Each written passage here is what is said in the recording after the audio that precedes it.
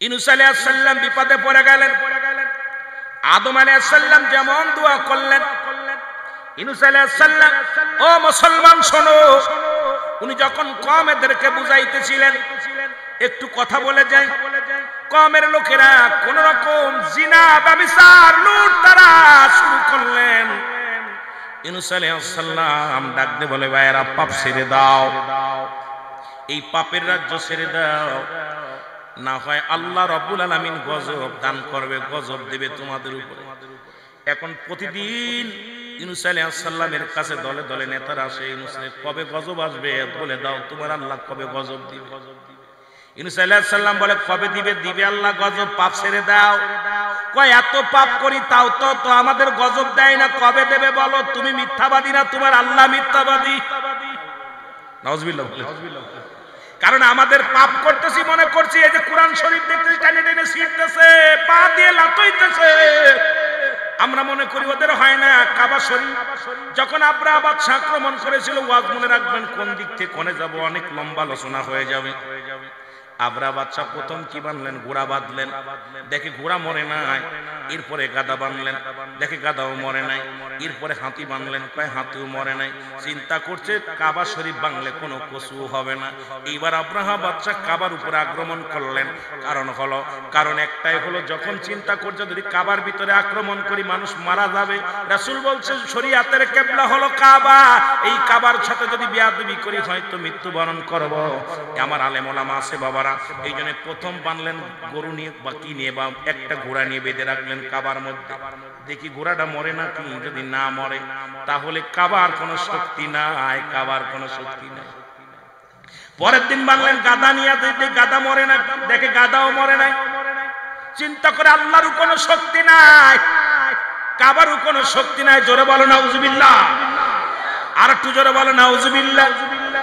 পরে কাবারে যখন আক্রমণ করলেন, কাবারে যখন ভাঙতে চাইলেন, আল্লাহ বলে, আলাম তারা, আপনি কি দেখেন নাই? এই আলেমরা, সূরা ফিল আপনারা পড়ছেন না? আল্লাহ বলে, আলাম তারা, আপনি কি দেখেন নাই? নবী তো তখনও দুনিয়া আসে নাই। নবীজি আসার 26 দিন আগে, নবী শরীয়তে আসার আগে 26 দিন আগে কাবার উপরে আক্রমণ করলেন আব্রাহা বাদশা। হাতি সন্তানিয়া যখন আক্রমণ করলেন, একটা ইট খসাইতে পারে নাই, একটা মুসলমান ওয়ালের একটা ইট খসাইতে পারে নাই। আমার আল্লাহ ডাক দে, কয় হাবিবিরা, আপনি কি দেখছেন নি ওই হাতি বাহিনী, হস্তি বাহিনীকে কেমনে আমি শেষ করে দিয়েছিলাম? চিন্তা করার বিষয়। এই আলেমরা কয়, নবী এটা জানেন, আমার আল্লাহ জানি না। হাবিব আলাম তারা, আপনি কি দেখেন নাই? নবী তো তখন আসেন নাই। এই একটা আয়াতের তাফসীর করেন না, এই একটা আয়াতের ব্যাখ্যা করেন, এই একটা আয়াতের শানুজুল দেখেন, এই একটা আয়াতের প্রেক্ষাপট দেখেন, সব বলে যাবে। আল্লাহ বলতেছেন, হাবিব আপনি দেখছেন না? কোন দিন নবী তখন আইছে? এই কথা কন না কেন? যখন আব্রাহা বাদশা আক্রমণ করেছিল আপনাদের কাবা শরীফে, আপনার আমার কাবায়, আল্লাহর কসম নবীজি তখনও আসেন নাই। আমার জ্ঞানী মানুষ আছে, আইছে নবী, আইছে নবী তখনও আসে নাই। কোন জায়গা আছে 26 দিন আগে, কোন 25 দিন আগে, কেউ বলছে 20 দিন আগে। নবীজি আসার 26 দিন আগে আব্রাহা বাদশা আক্রমণ করলো কাবার ভিতরে। আর আল্লাহ বলতেছেন, এর কত পরে কোরআন নাজিল হয়েছে। আল্লাহ বলতে, আলাম তারা, আপনি কি দেখেন নাই? বলেন দি, নবী কি তখন দেখছে? কথা কন না, কত বড় একটা মারফাস। এখানে কিন্তু বিশাল একটা হাকিকত রয়েছে। আল্লাহ জানাচ্ছে, হাবিব আপনি দেখছেন নি? দেখছেন না? কি করছিলাম? নবী তো তখন মারপেটে যখন আক্রমণ করে, তা ইহা দ্বারা প্রমাণ হয় নবী ছিল, আছে, থাকবে। যারা বলেন ঠিক কিনা, আরো যারা বলেন ঠিক কিনা। এই নবীর সাথে যারা গাদ্দাবি করে তাদের পক্ষে আমরা নাই। যারা বলেন ঠিক কিনা, তাদের সঙ্গে আমরা নাই। বড় কষ্ট হয়, বড় কষ্ট হয়। মার পেটে জন্ম নিয়ে চাষিরে ভালোবাসে, ঠিক কিনা? আজকে সেই রাসূলের দুশমনি করে। আমার ভাইরা, আমার বন্ধুরা, অনেক লম্বা আলোচনা, কথাগুলো বলতে গেলে ইউনূস আলাইহিস সালামের কওমের লোকেরা এসে ডাক দেবে, ইউনূস কবে কবে গজব আসবে আমারে বলো, আমাদের বলো। ইউনূস আলাইহিস সালাম ডাক দেবে, আল্লাহ কবে গজব দিবে আমারে জানায়া দাও। আল্লাহ জানায় না। ইউনূস আলাইহিস সালাম বলতেও পারে না, লোকজনের সবাই রে ডাক দে, সবাই এসে বলে ইউনূস রে তোর আল্লাহ কবে কিয়ামত দিবে, কবে কবে গজব দিবে। ইউনূস আলাইহিস সালাম রাগে ক্ষোভে আল্লাহ কবে বিপদ দিবে এটাও যেহেতু বললেন না, আমি রওনা দিলাম, আমি আর এই রাজ্যের মধ্যে থাকব না, চলে যাব। ইউনূস আলাইহিস সালাম চলে গেলেন।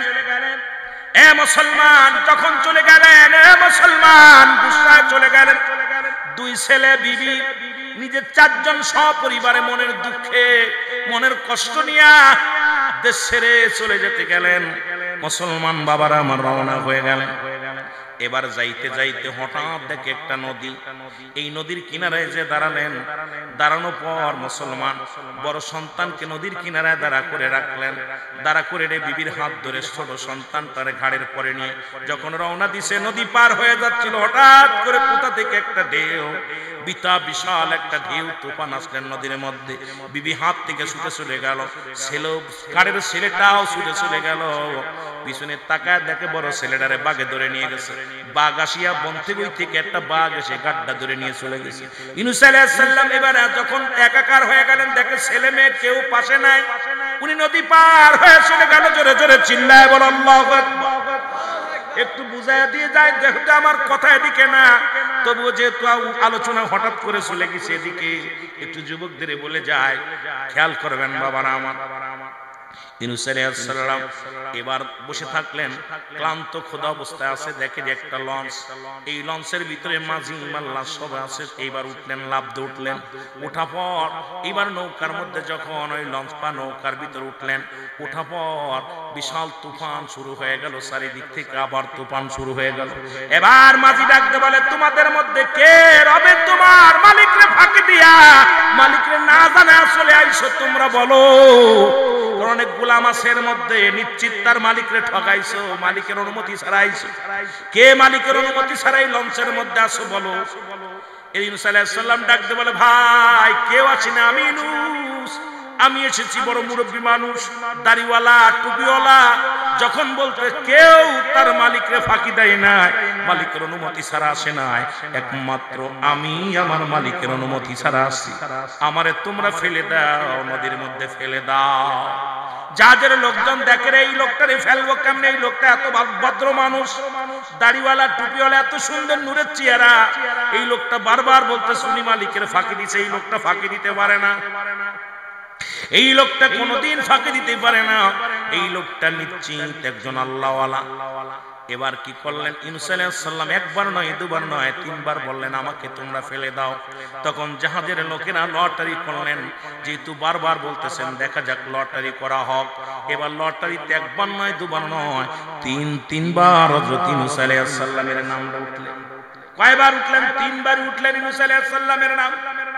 এই নামটা দেখে জাহাজের নাবিক বললেন, এখন যেহেতু নামটা উঠছে, ইউনূস আলাইহিস সালামকে ফেলে দাও পানির মধ্যে। জোরে বলো আল্লাহু আকবার।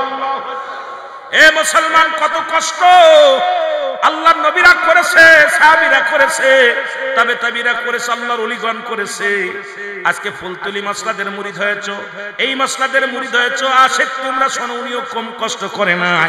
এশিয়া মহাদেশের মধ্যে কোরআন তেলাওয়াতের জন্য এই সহি শুদ্ধ তেলাওয়াতে কোরআন কারীম এটা মুসলমান এশিয়া মহাদেশের মধ্যে বিখ্যাত হয়েছে, যিনি তিলে তিলে এই পর্যন্ত গেছে। জোরে বলেন ঠিক কিনা?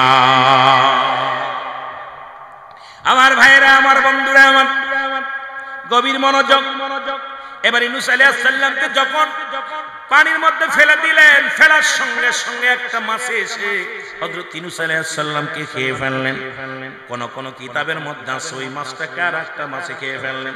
বিশাল বড় মাছ আসলেন, আর মাছের পেটে যাইয়া ইউনূস আলাইহিস সালাম পড়েন, লা ইলাহা ইল্লা আনতা সুবহানাকা ইন্নী কুনতু মিনাজ জালিমিন।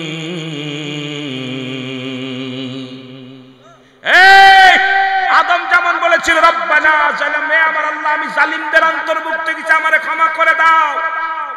ইউনূস আলাইহিস সালাম বলে, আল্লাহ আমিও জালিমদের অন্তর্ভুক্ত কিছু, আমারে তুমি জালিমদের জালিমিন, আমি জালিমদের অন্তর্ভুক্ত কিছু, আমারে ক্ষমা করে দাও।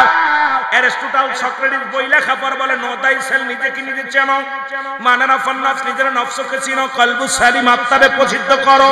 আর আমার দেশের মৌলবীরা খালি পরের ছেড়ে, খালি অন্যের ছেড়ে, নিজেরা চিনতে পারে না।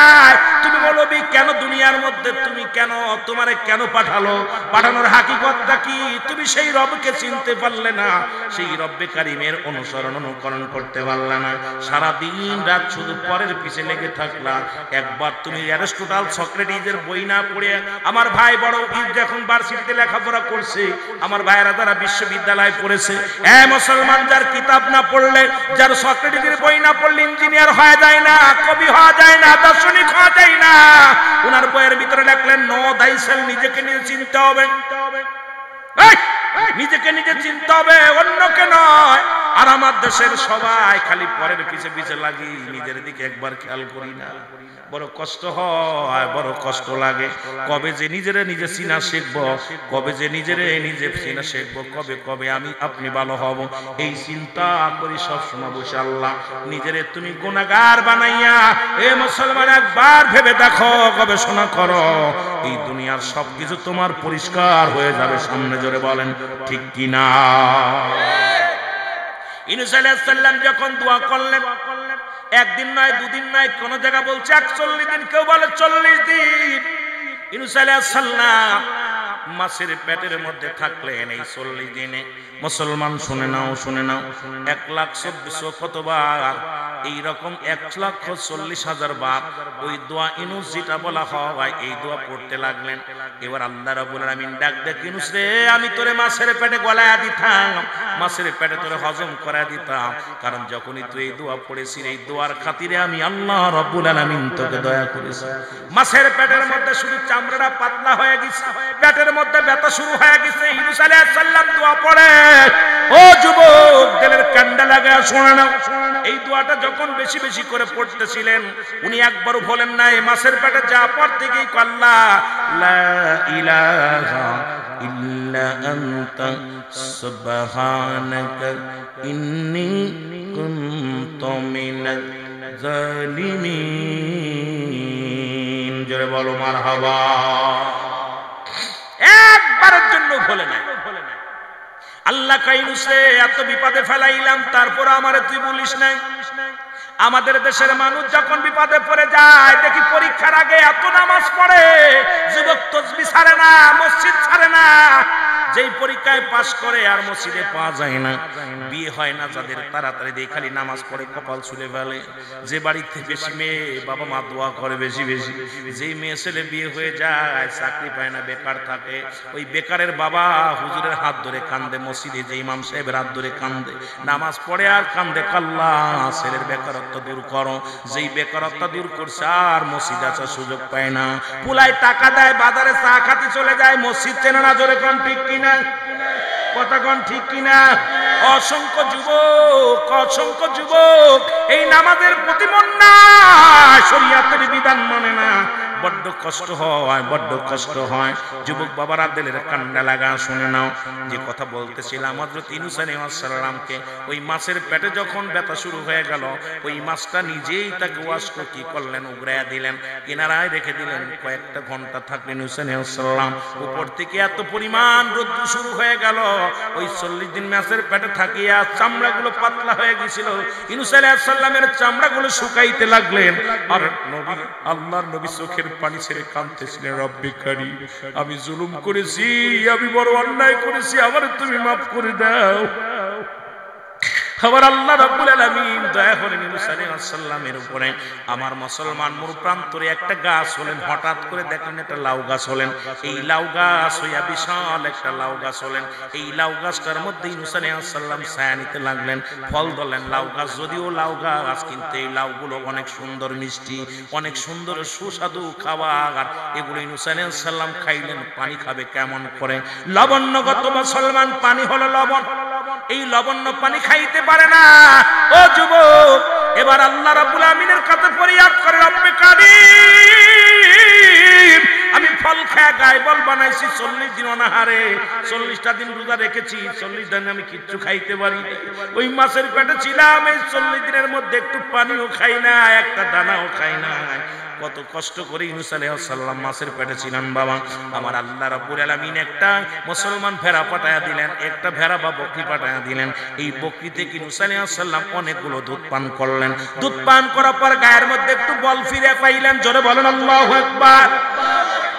এবার উনি বল ফিরে পাইলেন, বল ফিরে পাওয়ার পর ও মুসলমান, উনি এবার দেখে রে অনেক মানুষ এলাকার মধ্যে আস্তে আস্তে উঠলেন, উঠিয়া নদী পার হয়ে পরে চলে গেলেন, যে কালেমার দাওয়াত দেওয়া শুরু করলেন। ইউনূস আলাইহিস সালাম, আদম আলাইহিস সালামের যে কালেমা ছিল, আখির নবীর একই কালেমা, সব নবীর একই কালেমা।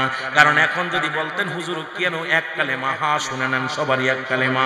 আদম আলাইহিস সালাম বলেছে লা ইলাহা ইল্লাল্লাহ, ইউনূস আলাইহিস সালাম বলেছে লা ইলাহা ইল্লাল্লাহ, ঈসা আলাইহিস সালাম বলেছে লা ইলাহা ইল্লাল্লাহ, ইব্রাহিম খলিলুল্লাহ পড়েছে লা ইলাহা ইল্লাল্লাহ, মূসা আলাইহিস সালাম পড়েছে লা ইলাহা ইল্লাল্লাহ, আমার নবী পড়েছে লা ইলাহা ইল্লাল্লাহ। দেখলাম রাসূলুল্লাহর উপরে একটা মাছ, রাসূলুল্লাহর উপরে দুরূদ পড়েছে।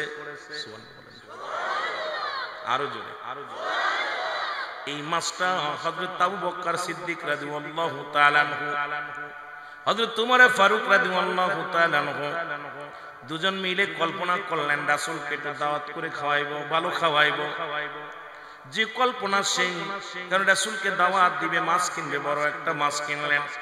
বাজারে যে মাছটা কিনলেন, এই মাছটারে আনি আমি আশ্চর্য হয়ে গেলাম। ওনাদের কিতাবের মধ্যে দেখি রাসূলের দুরূদ, এইটা দুরূদের ফজিলাত বিষয়, দুরূদের ফজিলাত বিষয় দেখতে যে আমি চিন্তা করলাম, আজকে অনেক তাবলীগের ভাইরা দুরূদ শরীফ পড়লেই কষ্ট পায়, অথচ তাদের কিতাবের ফজিলাত বর্ণনা করতে যায় কি বলে, রাসূলুল্লাহ রাসূলকে দাওয়াত করে খাওয়াবে, মাছ কিনলেন। এই মাছটা বাড়িতে মাছ কুটলেন, কুটিয়া সুন্দর করে ধুইলেন, ধুইয়া পাতিলের মধ্যে দিয়া যখন তেলের মধ্যে দিয়ে মাছটা ভাজতে গেলেন, মাছটা ভাজা হয় না, তেলের মধ্যে মাছটা নড়াচড়া করে, জোরে জোরে চিল্লায় বলেন মারহাবা। আর একটু জোরে, মাছটা মরে নাই। এবার মুসলমান এই হাকিকতটা যা রাসূলকে জানানো হলো, ইয়া রাসূলুল্লাহ, ইয়া হাবিবাল্লাহ, আপনার জন্য একটা মাছ আনা হলো। এই মাছটা কাটলাম, সুন্দর করে কোটা হলো, এরপরে ধুইলাম, ধুই যখন পাতিলের মধ্যে দিয়া মাছটারে যখন রান্না করার জন্য উঠাইলাম, আল্লাহর কসম করি মাছটা নড়াচড়া করে, মাছের গায়ে আগুন লাগে নাই। ইয়া রাসূলুল্লাহ, ইয়া হাবিবাল্লাহ, এর হাকিকতটা মাছটা কি জিন না মাছটা কোনো দাউদনুত হতে পারে? আমার নবীজি একটু নীরব থাকলেন। এ মুসলমান, জিবরিল আমিন এসে জানায়া দিয়ে গেলেন, ইয়া রাসূলুল্লাহ, ইয়া হাবিবাল্লাহ, এই মাছটা এমন কিছু পাঠ করেছে নবী গো, শোনেন। এই মাছটা যখন নাবিকেরা নৌকা নিয়ে যখন এই নৌকা নিয়ে যখন পানির মধ্যে যাইতেছিল, ওই নাবিকেরা দুরূদ শরীফ পড়েছিল, রাসূলের উপরে দুরূদ শরীফ পড়েছিল। ওই মাছটা তখন ওই দুরূদ শরীফ শুনেছিল, শোনার ওই দুরূদ শরীফ মাছও পাঠ করেছে।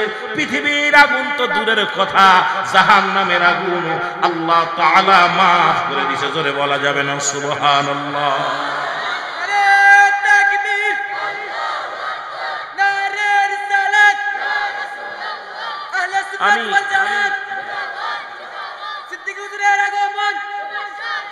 আমি আশ্চর্য হয়ে গেলাম যে মাছের গায়ে আগুন লাগে নাই। নবীজি বললেন শুধু মাছ নয়, পৃথিবীর কোন ব্যক্তি যদি আমি নবীর উপরে দুরূদ পড়ে, আল্লাহ রাব্বুল আলামিন তার গায়ের আগুন জাহান্নামের আগুন হারাবে। আর একটু জোরে বলেন। অথচ আমরা দুরূদ পড়তে যে এত এত বকিল, এত বকিলতা করি, এত বকিলতা করি, বড় দুঃখজনক। আমার ভাইরা, আমার বন্ধুরা, আমার গভীর মনোযোগ, আপনাদেরকে বলে যাই, নবীর উপরে দুরূদ পড়বেন, বেশি বেশি করে দুরূদ পড়বেন। পড়লে লস নাই, দুরূদ পড়লেন একজন ব্যক্তি। ও মুসলমান শোনো, আর একটা কথা আমার মনে পড়ে গেল, দেখলাম পাশাপাশি রাসূলুল্লাহর উপরে একজন দুরূদ পড়েছেন। শুধু রাত্রে বেলা নামাজ শেষ করে সন্তানেরা ঘুমায় যায়, ওই ব্যক্তি 500 বার দুরূদ শরীফ না পড়ে বিছনায় পিঠ লাগায় না। দুরূদ শরীফ পড়ে আল্লাহুম্মা সাল্লি আলা সাইয়্যিদিনা মাওলানা মুহাম্মদ ওয়ালা আলি সাইয়্যিদিনা মাওলানা মুহাম্মদ। বলেন সুবহানাল্লাহ। প্রতিদিন 500 বার দুরূদ শরীফ পড়েন।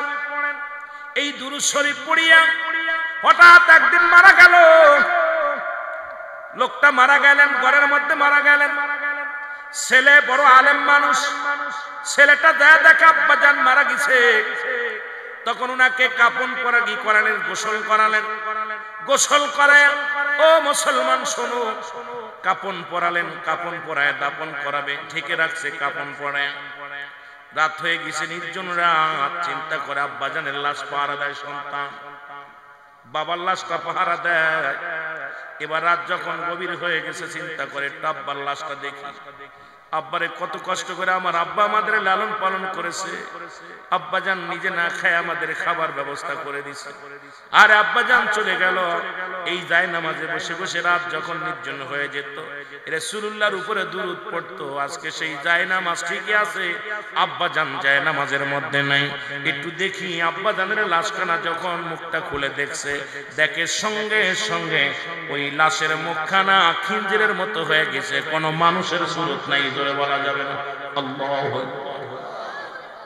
পশু সুরত হয়ে গেছে, মুখের মধ্যে বাবার সুরত নাই। মুসলমান গভীর মনোযোগ। যুবক একটা চিৎকার মেরে দিয়ে বলে আল্লাহ। সকালবেলা যখন মানুষ এসে আমার আব্বাজানের লাশ দেখবেন, আমার আব্বাজানের মুখের চেহারা তো মানুষের সুরত নাই, এই সুরতটাতে একটা পশু সুরত হয়ে গেছে। আমার আব্বাজানের দেহখানা, আমার আব্বাজানের মুখখানা, কোনো মানুষের সুরত নাই। এটা যদি মানুষ সকালবেলা দেখে, আমি কেমনে মুখ দেখাবো, মানুষের কি বলবো? আল্লাহ, এমন হলো কেন? এই মুখটা দিয়ে তো আমার নবী দুরূদ পড়তো, সেই মুখের অবস্থা এমন হলো কেন? উনি এই কাঁদতে কাঁদতে বেহুশ হয়ে জমিনের মধ্যে শুয়ে পড়ে রইলেন। রাসূলুল্লাহ, রাসূল করিম সাল্লাল্লাহু আলাইহি ওয়াসাল্লাম ঘরের মধ্যে প্রবেশ করেছে। জোরে জোরে চিল্লায় বলা যাবে না আল্লাহু আকবার। রাসূল আকরাম সাল্লাল্লাহু আলাইহি ওয়াসাল্লাম ডাক দিয়ে উনি স্বপ্নের মধ্যে দেখে ওই বেহুশে পড়ে রয়েছে জমিনের মধ্যে। স্বপ্নের মধ্যে দেখেন একজন মুরব্বী, দাড়িওয়ালা, টুপিওয়ালা, পাঞ্জাবিওয়ালা একজন মুরব্বী মানুষ ঘরের মধ্যে ঢুকলেন। আব্বাজান উনি স্বপ্নের মধ্যে দেখতে লাগলেন। আব্বাজানের কাপনের কাপড় খুললেন, খুলিয়া হাত বুলাইয়া দিলেন। বুলাইয়া দিয়া যখন যাইতেছিলেন, যুবক ডাকতে বলে কে গো আপনি? আমার আব্বাজানের মুখটা খুললেন। আমার আব্বাজানের তো মানুষের সুরত নাই, আমার আব্বাজানের তো মুখটা হয়ে গেছে মানুষ নাই, পশুর মতো হয়ে গেছে। আপনি কে? আমার আব্বাজানের মুখটা খুললেন। স্পষ্ট আওয়াজ শুনতে পাইলেন, যুবক আর কান্দিস না, আরে আজে মুখ দিয়ে আমি নবীর দুরূদ পড়েছে, সেই মুখটা পশুর মতো হয়ে গেছে। আর আমি নবীর রওজা পাকে থাকতে পারি নাই, আমি তোমার ঘরের মধ্যে আগমন করেছি। আমি হাত বুলাইয়া দিলাম, রব্বে কারীম তোমার বাবার মুখের চেহারা আরো লাবণ্য বানায়া দিছে। জোরে বলা যাবে না সুবহানাল্লাহ। যুবকটা স্বপ্নে দেখে এবং ঘুম ভেঙে গেল। দৌড়ে তাড়াতাড়ি উঠিয়া বাবার মুখটা খুললেন। বাবার মুখটা খুলে দেখেন সে চেহারার মধ্যে এত নূর চমকাচ্ছে, পশুর চেহারা নাই। এত সুন্দর ঝলক, এত সুন্দর নূরের চেহারা তার মুখের মধ্যে হয়ে গেছে। আমার বাবারা, আমার বন্ধুরা, আমার যুবক একটা চিৎকার দিয়ে বলে মদিনাওয়ালা গো, ও মদিনাওয়ালা, আপনার প্রেমের মালা আমার আব্বাজান গলায় পড়ার কারণে আজকে আপনি মদিনা থেকে আমার ঘরের মধ্যে ছুটে আসছেন। আপনার হাতের ছোঁয়া পাইয়া বাবার মুখের চেহারার মধ্যে নূরের ঝলক মারা শুরু করেছে। আমি আজ থেকেও আমার আব্বা যে আমলখানা করত, আজ থেকে আমিও আপনার উপরে দুরূদ শরীফ না পড়ে বিছনায় পিঠ লাগাবো না। ওদিন থেকে যুবকও শুরু করলো রাসূলুল্লাহর উপরে বেশি বেশি দুরূদ পড়া শুরু করছে। জোরে বলেন সুবহানাল্লাহ। আর একটু জোরে জোরে চিল্লায় বল আল্লাহু আকবার। সেই দুরূদ পড়তে গেলে আমাদের কষ্ট হয়, কষ্ট হয়। সেই দুরূদ পড়তে গেলে কষ্ট হয়। এ মুসলমান, নবীকে ভালোবাসেন, প্রাণের চাইতে বেশি ভালোবাসেন। কারণ নবী লাগবে কবরে, নবী লাগবে মিজানে, নবী লাগবে ফুলসিরাতে, নবী লাগবে ইয়াউমান কিয়ামতের ময়দানে। নবী বলেন আমি দুনিয়ার মধ্যে আগমন করেছি হায়াতি খায়রুল লাকুম, আমার হায়াতের জিন্দেগিটা আমার উম্মতের জন্য কল্যাণ স্বরূপ। জোরে বলা যাবে না মারহাবা। কার ওসিলা এখানে অনেক মাসুম মাসুম আপনার ছেলে মেয়েরা আছেন, পর্দার আড়ালের অনেক মা বোনেরা আছেন। আল্লাহ কার হাতের ওসিলায় আল্লাহ কবুল করবে জানি না। আজকের এই মাহফিলের খাতিরে দাড়িওয়ালা পাকা ব্যক্তি অনেক আছেন, যুবক আছেন, যে কোনো একজনের ওসিলায় যেন আল্লাহ আমাদের সবাইকে মাফ করে দেয়। সর্বজন বলেন আমিন। একটু মহব্বতের সঙ্গে দুরূদ শরীফ পড়েন। আল্লাহুম্মা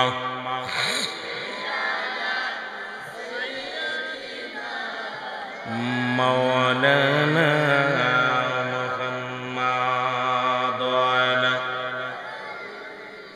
সাইয়্যিদিনা।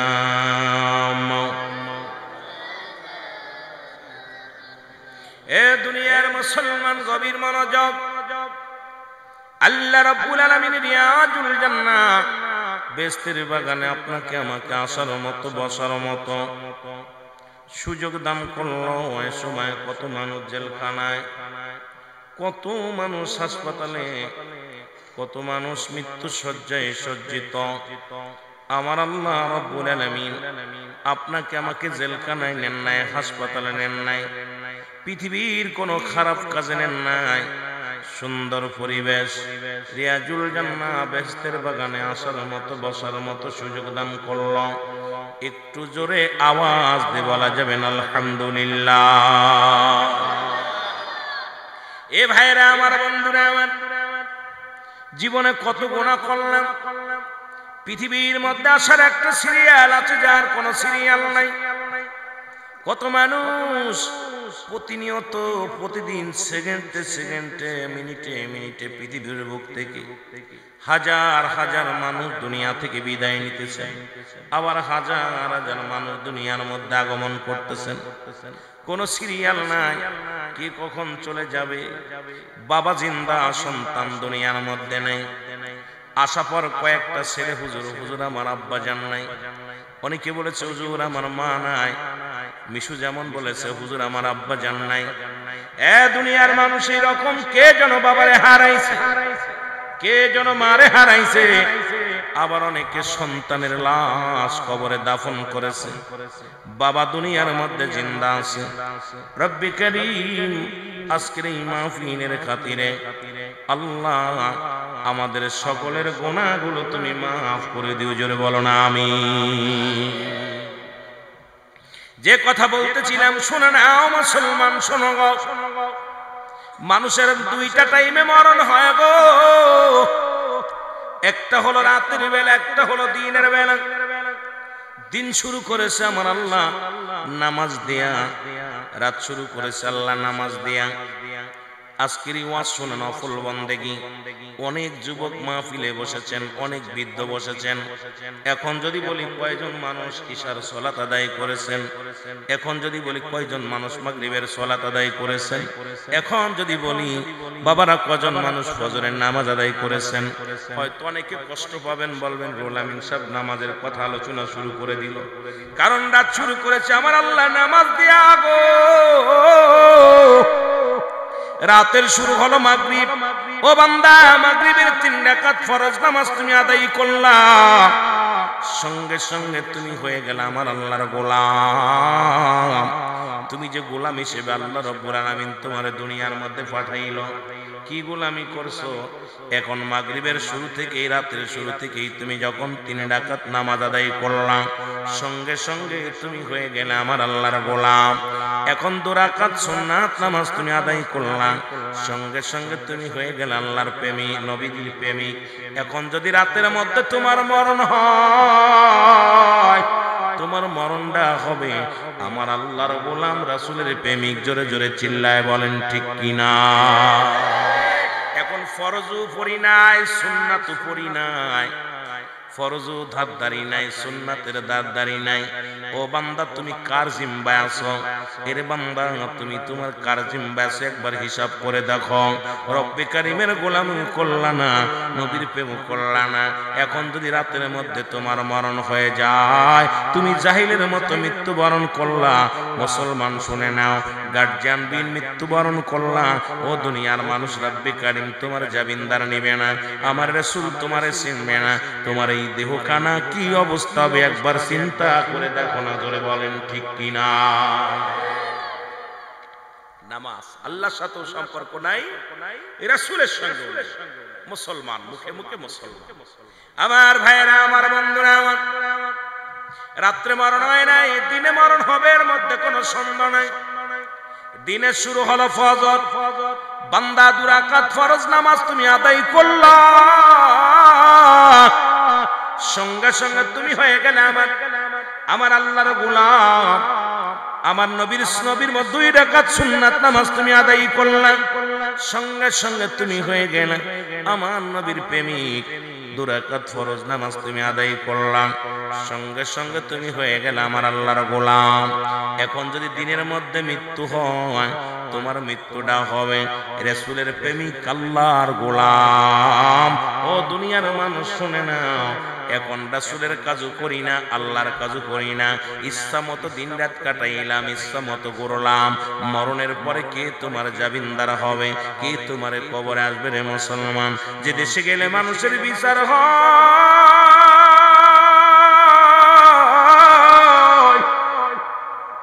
যে দেশে গেলে মানুষের হিসাব হয়, যে দেশে গেলে মানুষ আর কোনোদিন ফিরে আসেন, আমরা সেই দেশের যাত্রী। জোরে জোরে বলেন ঠিক কিনা? আর একটু জোরে জোরে চিল্লায় মহব্বতের সঙ্গে দুরূদ শরীফ পড়েন আল্লাহুম্মা।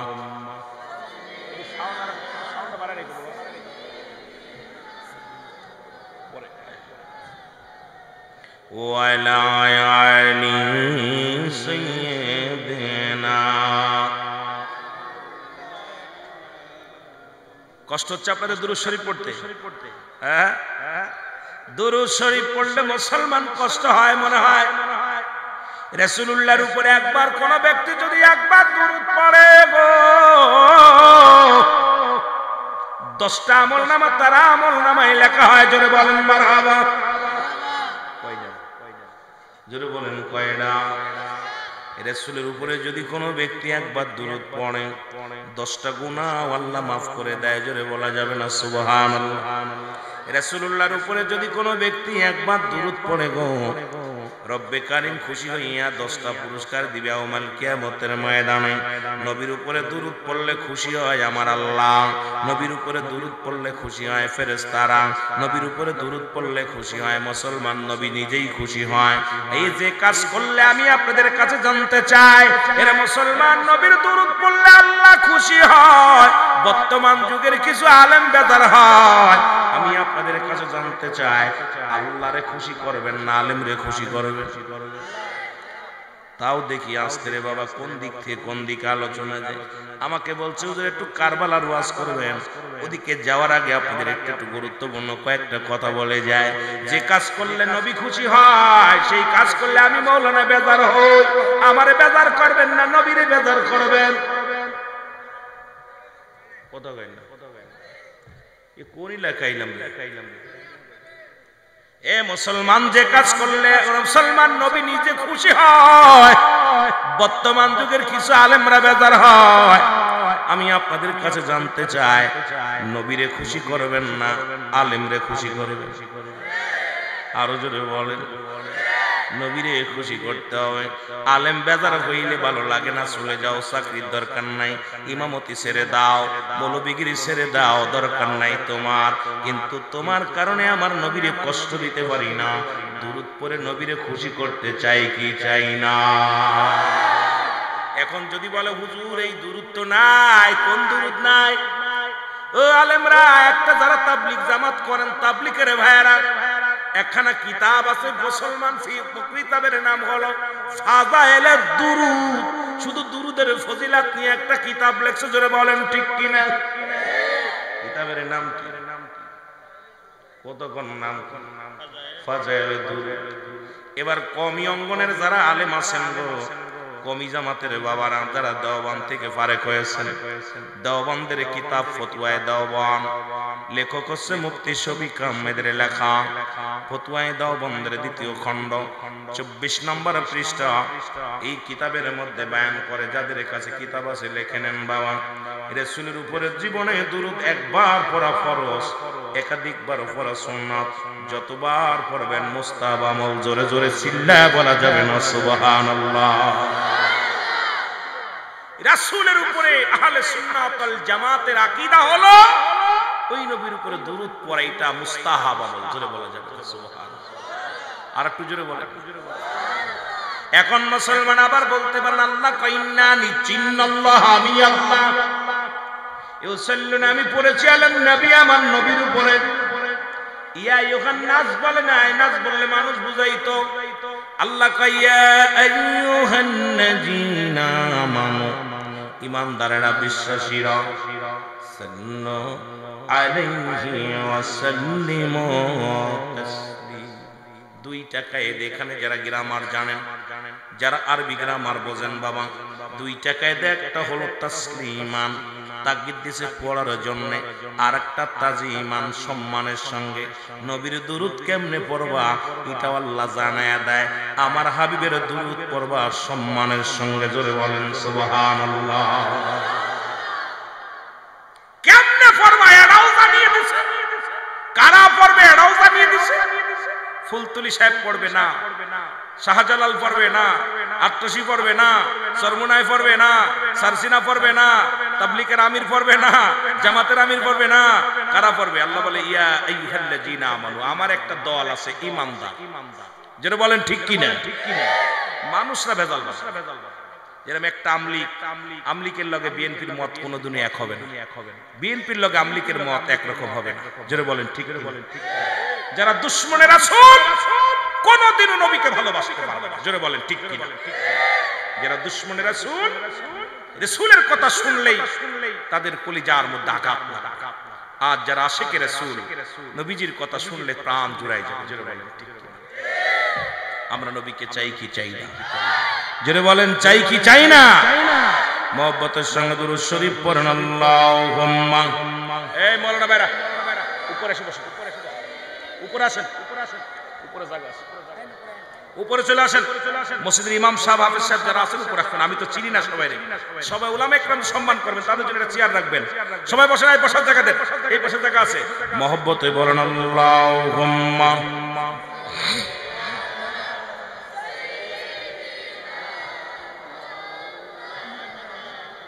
এ মুসলমান, ফাজাইলে দুরুদের মধ্যে আমি গত সপ্তাহে একটা জিনিস দেখে আমি আশ্চর্য হয়ে গেলাম, আমি খুব অবাক হয়ে গেলাম। ফাজাইলে দুরুদ যারা তাবলিগের জামাতের ভাইরা আছেন, তাবলিগের ভাই আপনাদের কিতাব দেখলাম রাসূলুল্লাহর উপরে একটা মাস রাসূলুল্লাহর উপরে দুরুদ পড়েছে। আরো জোরে, আরো জোরে। এই মাসটা হযরত আবু বকর সিদ্দিক রাদিয়াল্লাহু তাআলা আনহু, হযরত উমর ফারুক রাদিয়াল্লাহু তাআলা আনহু দুজন মিলে কল্পনা করলেন রাসূলকে একটু দাওয়াত করে খাওয়াইবো, ভালো খাওয়াইবো। যে কল্পনা সেই, কারণ রাসূলকে দাওয়াত দিবে, মাছ কিনবে, বড় একটা মাছ কিনলেন। বাজারে যে মাছটা কিনলেন, এই মাছটারে আমি আশ্চর্য হয়ে গেলাম। ওনাদের কিতাবের মধ্যে দেখি রাসূলের দুরূদ, এইটা দুরূদের ফজিলাত বিষয়, দুরূদের ফজিলাত বিষয় দেখতে যে আমি চিন্তা করলাম, আজকে অনেক তাবলিগের ভাইরা দুরূদ শরীফ পড়লেই কষ্ট পায়, অথচ তাদের কিতাবের ফজিলাত বর্ণনা করতে যায় কি বলে? রাসূলকে দাওয়াত করে খাওয়াবে, মাছ কিনলেন। এই মাছটা বাড়িতে মাছ কুটলেন, কুটিয়া সুন্দর করে ধুইলেন, ধুইয়া পাতিলের মধ্যে দিয়া যখন তেলের মধ্যে দিয়ে মাছটা ভাজতে গেলেন, মাছটা ভাজা হয় না। তেলের মধ্যে মাছটা নড়াচড়া করে, জোরে জোরে চিল্লায় বলেন মারহাবা। আর একটু জোরে। মাছটা মরে নাই। এবার মুসলমান এই হাকিকতটা যা রাসূলকে জানানো হলো, ইয়া রাসূলুল্লাহ, ইয়া হাবিবাল্লাহ, আপনার জন্য একটা মাছ আনা হলো। এই মাছটা কাটলাম, সুন্দর করে পোটা হলো, এরপরে ধুইলাম, ধুই যখন পাতিলের মধ্যে দিয়া মাছটারে যখন রান্না করার জন্য উঠাইলাম, আল্লাহর কসম করে মাছটা নড়াচড়া করে, মাছের গায়ে আগুন লাগে নাই। ইয়া রাসূলুল্লাহ, ইয়া হাবিবাল্লাহ, এর হাকিকতটা মাছটা কি জিন না মাছটা কোনো দাউদনুত হতে পারে? আমার নবীজি একটু নীরব থাকলেন। এ মুসলমান, জিবরিল আমিন এসে জানায়া দিয়ে গেলেন, ইয়া রাসূলুল্লাহ, ইয়া হাবিবাল্লাহ, এই মাছটা এমন কিছু পাঠ করেছে নবী গো, শোনেন শোনেন, এই মাছটা যখন নাবিকেরা নৌকা নিয়ে যখন এই নৌকা নিয়ে যখন পানির মধ্যে যাইতেছিল, ওই নাবিকেরা দুরূদ শরীফ পড়েছিল, রাসূলের উপরে দুরূদ শরীফ পড়েছিল। ওই মাছটা তখন ওই দুরূদ শরীফ শুনেছিল, শোনার ওই দুরূদ শরীফ মাছও পাঠ করেছে। পৃথিবীর আগুন তো দূরের কথা, জাহান্নামের আগুন আল্লাহ তাআলা মাফ করে দিয়েছে। জোরে বলা যাবে না সুবহানাল্লাহ।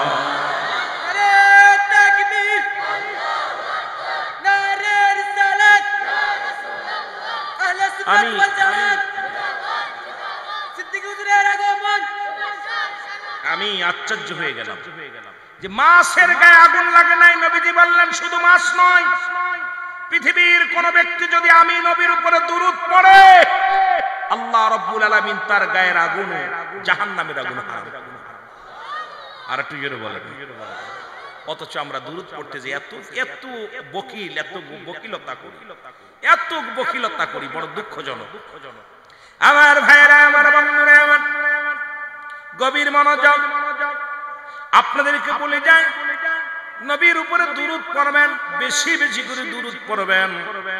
পড়লে লস নাই। দুরূদ পড়লেন একজন ব্যক্তি। অমুসলমান শোনো, আর একটা কথা আমার মনে পড়ে গেল। দেখলাম পাশাপাশি রাসূলুল্লাহর উপরে একজন দুরূদ পড়েছেন। শুধু রাত্রে বেলা নামাজ শেষ করে সন্তানেরা ঘুমায় যায়, ওই ব্যক্তি 500 বার দুরূদ শরীফ না পড়ে বিছনায় পিঠ লাগায় না। দুরূদ শরীফ পড়ে আল্লাহুম্মা সাল্লি আলা সাইয়্যিদিনা মাওলানা মুহাম্মদ ওয়া আলা আলি সাইয়্যিদিনা মাওলানা মুহাম্মদ। জোরে বলেন সুবহানাল্লাহ। প্রতিদিন 500 বার দুরূদ শরীফ পড়েন। এই দুরূদ শরীফ পড়িয়া হঠাৎ একদিন মারা গেল। লোকটা মারা গেলেন, ঘরের মধ্যে মারা গেলেন। ছেলে বড় আলেম মানুষ, ছেলেটা দেখে আব্বাজান মারা গেছে। তখন উনাকে কাফন করালেন, গোসল করালেন। গোসল করায়, ও মুসলমান শোনো, কাফন পরালেন। কাফন পরায় দাফন করাবে, ঢেকে রাখছে কাফন পরায়। রাত হয়ে গেছে, নির্জন রাত। চিন্তা করে আব্বাজানের লাশ পাহারা দেয় সন্তান, বাবার লাশটা পাহারা দেয়। এবার রাত যখন গভীর হয়ে গেছে, চিন্তা করে আব্বার লাশটা দেখি। আব্বারে কত কষ্ট করে আমার আব্বা আমাদের লালন পালন করেছে, আব্বাজান নিজে না খায় আমাদের খাবার ব্যবস্থা করে দিছে। আর আব্বাজান চলে গেল। এই জায়নামাজে বসে বসে রাত যখন নির্জন হয়ে যেত, রাসূলুল্লাহর উপরে দুরূদ পড়তো। আজকে সেই জায়নামাজ ঠিকই আছে, আব্বাজান জায়নামাজের মধ্যে নাই। একটু দেখি আব্বাজানের লাশখানা যখন মুখটা খুলে দেখছে, দেখে সঙ্গে সঙ্গে ওই লাশের মুখখানা খিঞ্জিরের মতো হয়ে গেছে, কোনো মানুষের সুরত নাই। জোরে বলা যাবে না আল্লাহু আকবার। পশু সুরত হয়ে গেছে, মুখের মধ্যে বাবার সুরত নাই। মুসলমান গভীর মনোযোগ। যুবক একটা চিৎকার মেরে দিয়ে বলে আল্লাহ। সকালবেলা যখন মানুষ এসে আমার আব্বা জানের লাশ দেখবেন, আমার আব্বা জানের মুখের চেহারা তো মানুষের সুরত নাই, এই সুরতটাতে একটা পশু সুরত হয়ে গেছে। আমার আব্বা জানের দেহখানা, আমার আব্বা জানের মুখখানা, কোনো মানুষের সুরত নাই। এটা যদি মানুষ সকালবেলা দেখে, আমি কেমনে মুখ দেখাবো, মানুষের কি বলবো? আল্লাহ, এমন হলো কেন? এই মুখটা দিয়ে তো আমার নবী দুরূদ পড়তো, সেই মুখের অবস্থা এমন হলো কেন? উনি এই কাঁদতে কাঁদতে বেহুশ হয়ে জমিনের মধ্যে শুয়ে পড়ে রইলেন। রাসূল করিম সাল্লাল্লাহু আলাইহি ওয়াসাল্লাম ঘরের মধ্যে প্রবেশ করেছে। জোরে জোরে চিল্লায় বলা যাবে না আল্লাহু আকবার। রাসূল আকরাম সাল্লাল্লাহু আলাইহি ওয়াসাল্লাম ডাক দিয়ে উনি স্বপ্নের মধ্যে দেখে ওই বেহুশে পড়ে রয়েছে জমিনের মধ্যে। স্বপ্নের মধ্যে দেখেন একজন মুরব্বী, দাড়িওয়ালা, টুপিওয়ালা, পাঞ্জাবিওয়ালা একজন মুরব্বী মানুষ ঘরের মধ্যে ঢুকলেন। আব্বা জান উনি স্বপ্নের মধ্যে দেখতে লাগলেন। আব্বা জানেন কাপড়ের কাপড় খুললেন, খুলিয়া হাত বুলাইয়া দিলেন। বুলাইয়া দিয়া যখন যাইতেছিলেন, যুবক ডাকতে বলে কে গো আপনি? আমার আব্বা জানের মুখটা খুললেন, আমার আব্বা জানের তো মানুষের সুরত নাই, আমার আব্বা জানের তো মুখটা হয়ে গেছে মানুষ নাই, পশুর মতো হয়ে গেছে, আপনি কে আমার আব্বা জানের মুখটা করলেন? স্পষ্ট আওয়াজ শুনতে পাইলেন, যুবকরা আর কান্দিস না, আরে আজে মুখ দিয়ে আমি নবীর দুরূদ পড়েছে, সেই মুখটা পশুর মতো হয়ে গেছে, আর আমি নবীর রওজা পাকে থাকতে পারি নাই, আমি তোমার ঘরের মধ্যে আগমন করেছি, আমি হাত বুলায়া দিলাম, রব্বে কারীম তোমার বাবার মুখের চেহারা আরো লাবণ্য বানায়া দিয়েছে, জোরে বলা যাবে না সুবহানাল্লাহ। যুবকটা স্বপ্নে দেখে এবং ঘুম ভেঙে গেল, দৌড়ে তাড়াতাড়ি উঠিয়া বাবার মুখটা খুললেন, বাবার মুখটা খুলে দেখেন সে চেহারার মধ্যে এত নূর চমকাচ্ছে, পশুর চেহারা নাই, এত সুন্দর ঝলক, এত সুন্দর নূরের চেহারা তার মুখের মধ্যে হয়ে গেছে। আমার বাবারা, আমার বন্ধুরা, আমার যুবক একটা চিৎকার দিয়ে বলে, মদিনাওয়ালা গো, ও মদিনাওয়ালা, আপনার প্রেমের মালা আমার আব্বাজান গলায় পড়ার কারণে আজকে আপনি মদিনা থেকে আমার ঘরের মধ্যে ছুটে আসছেন, আপনার হাতের ছোঁয়া পাইয়া বাবার মুখের চেহারার মধ্যে নূরের ঝলক মারা শুরু করেছে। আমি আজ থেকেও আমার আব্বা যে আমলখানা করতো, আজ থেকে আমিও আপনার উপরে দুরূদ শরীফ না পড়ে বিছনায় পিঠ লাগাবো না। ওদিন থেকে যুবকও শুরু করলো রাসূলুল্লাহর উপরে বেশি বেশি দুরূদ পড়া শুরু করছে, জোরে বলেন সুবহানাল্লাহ। আর একটু জোরে জোরে চিল্লায় বল আল্লাহু আকবার। সেই দুরূদ পড়তে গেলে আমাদের কষ্ট হয়, কষ্ট হয়, সেই দুরূদ পড়তে গেলে কষ্ট হয়। এ মুসলমান, নবীকে ভালোবাসেন, প্রাণের চাইতে বেশি ভালোবাসেন, কারণ নবী লাগবে কবরে, নবী লাগবে মিজানে, নবী লাগবে ফুলসিরাতে, নবী লাগবে ইয়াউমাল কিয়ামতের ময়দানে। নবী বলেন, আমি দুনিয়ার মধ্যে আগমন করেছি হায়াতি খায়রুল লাকুম, আমার হায়াতের জিন্দেগিটা আমার উম্মতের জন্য কল্যাণ স্বরূপ, জোরে বলা যাবে না মারহাবা। নবীজি আপনার আমার জন্য নয়। গতকালকে দেখলাম আমাদের দেশের আলেমরা ওয়াজ করতে করতে কাউ বয়, খাও, সবচেয়ে কষ্ট পাইলাম আমার নবীকে যখন আপনি এই শব্দটা ব্যবহার করেন, নবী বড় কষ্ট পায়। এ মুসলমান, কিন্তু আমার নবী যে বাদশারু বাদশা ছিল, এটা কি আপনার জানা নাই? নবীজি যে জুব্বাটা গায়ে দিছে তৎকালীন জামানায় ৪২,০০০ দিরহাম, যেন কোন পৃথিবীর কোন রাজা বাদশা পড়তে পারে নাই। আবার কয় গরিব ছিল, নবীজির বড় লোক বানাইছে খাদিজার লগে বিয়ে দিয়ে। আরে নবী হলো বাদশার বাদশা, এটা আপনারা ভুলে গেছেন। নবী শুধু পৃথিবীর বাদশা নয়, দু জাহানের বাদশা, রাহমাতাল লিল আলামিন, জোরে বলেন মারহাবা। এ মুসলমান, নবী বলেন হায়াতি খায়রুল লাকুম, আমার হায়াতের জিন্দেগিটা আমার উম্মতের জন্য কল্যাণ স্বরূপ। ওলামা একরাম যারা আছেন দিলের কান্ডে লাগায় শুনেন, কারণ নবীজি বলেছেন এই উম্মতিরা শুনে নাও, কারণ এই পৃথিবীর মধ্যে আমি নবী আগমন করলাম, আমার উম্মতের সঙ্গে কথাবার্তা বলতে পেরেছি, উম্মতের সঙ্গে চলাফেরা করেছি, উম্মতিরা যেমনি ঘর সংসার করে আমিও নবী করেছি, উম্মতিরা যেমনি জীবন যাপন করে আমিও নবী এমনি করেছি।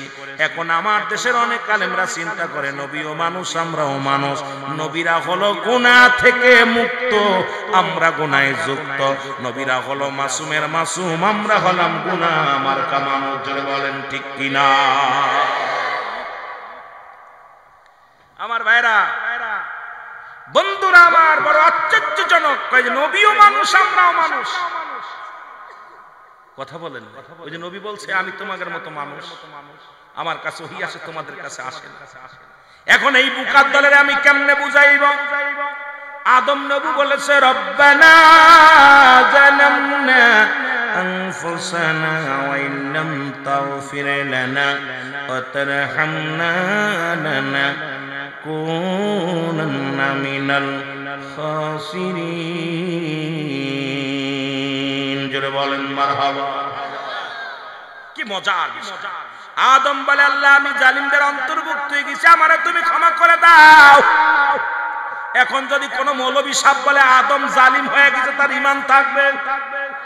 জোরে বলেন ঈমান থাকবে? সঙ্গে সঙ্গে তার ঈমান চলে যাবে। আদম আলাইহিস সালামকে কোন ব্যক্তি যদি সন্দেহ করে, সঙ্গে সঙ্গে তার ঈমান চলে যাবে। আমার বাজানেরা, আমি যে কথাগুলো বলি দিলের কান্না লাগান শোনো। সুতরাং আখিরে নবী রাহমাতুল লিল আলামিন এই দুনিয়ার মধ্যে আগমন করেছেন, সেই নবীকে নিয়ে তোমরা ব্যঙ্গ করো।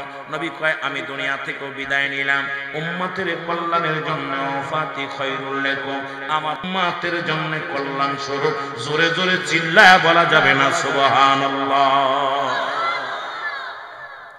নবীজি বলতেছে আমি আইছি দুনিয়ায় এটা উম্মতের জন্য। এই আলো মৌলবী, ইমাম মৌলবী হাফেজ কারি, হঠাৎ করে একটা কথা মনে পড়ে গেল। আমার এক উস্তাদ, উনি মদিনায় 27 বছর ছিলেন। 27 বছর পরে উনি ফিরে আসলেন। আমার উস্তাদ থাকা পর আমরা তখন ওনার কাছে লেখাপড়া করছি, কথা বুঝিনা, আশা পড়ে। উনি বললেন এই যে একটা কথা আপনি দেখেন, একটা রুমাল দেখলাম কেবলমাত্র একটা ছেলের মাথায়। রাসূলুল্লাহ যখন যুদ্ধের ময়দানে যে উহুদের যুদ্ধে যে যখন দান্দান শহীদ হলেন, তখন সাদার মধ্যে লাল লাগাইয়া, আমি আশ্চর্য কিছু না থেকে ওয়াজটা শোনা পর, আমি কথাটা শোনা পর আজও আমার মনে পড়ে। একদিন আমি ওই রুমাল ব্যবহার করতেছিলাম, আমার বলল রুহুল আমিন এই রুমালটা ব্যবহার করো। আমি কেন হুজুর? এটা তো হাজি রুমাল, এইটা মক্কা মদিনার মানুষ বানায় না, এটা ইহুদিদের চক্রান্ত। এরা ইহুদিদের চক্রান্ত।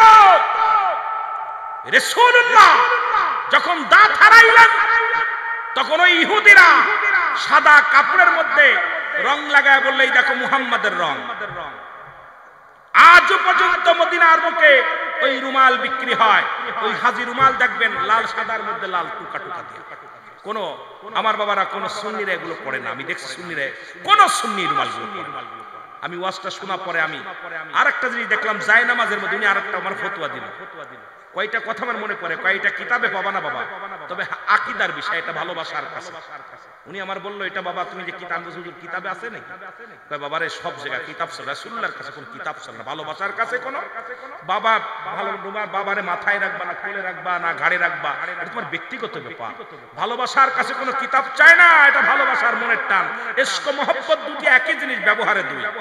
কারণ তুমি তোমার মেয়ের যখন বুকে টেনে নিবা, ওইটা 12 বছরের মেয়ে 18 বছরের মেয়ে ভালোবাসা আসবে। আর ওই তোমার বুড়ো বউডারে কোলের ভিতর নিলে টান দিলে এটা মহব্বত থাকে না, ইশক বেড়ে যায়। দুটাই কিন্তু মেয়ে মানুষ, তোমার বউ মেয়ে, তোমার ছেলেও মেয়েও মেয়ে। উনি ওনার কথাগুলো আমার মেমোরিতে এখনো লাগে। উনি মারা গেছেন, ওনার কথাটা আমার বলছে বাজান রে, ধরো তোমার বিবির বুকের ভিতর নিলা, তোমার বিবির বয়স আর তোমার মেয়ের বয়স, বলো দি দুটাই কি ভালোবাসে এক হবে? হুজুর আমি তো বুঝলাম না। শোনো, যখন তোমার বিবিরে ধরবা তখন আসবে ইশক, আর যখন তোমার মেয়েরে ধরবা তখন আসবে মহব্বত।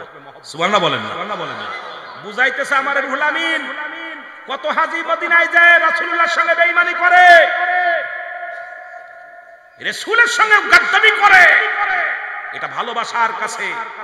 এরপরে উনি বললেন যে কাবা শরীফের উপর দিয়ে আজ পর্যন্ত রাসূলুল্লাহ রওজা মুবারকের উপর দিয়ে একটা পাখি উড়ে যেতে পারে না, ওই ইহুদিদের চক্রান্ত যায় নামাজের মধ্যে কাবা আছে, যে কাবার মধ্যে পা লাগায় নামাজ পড়ি।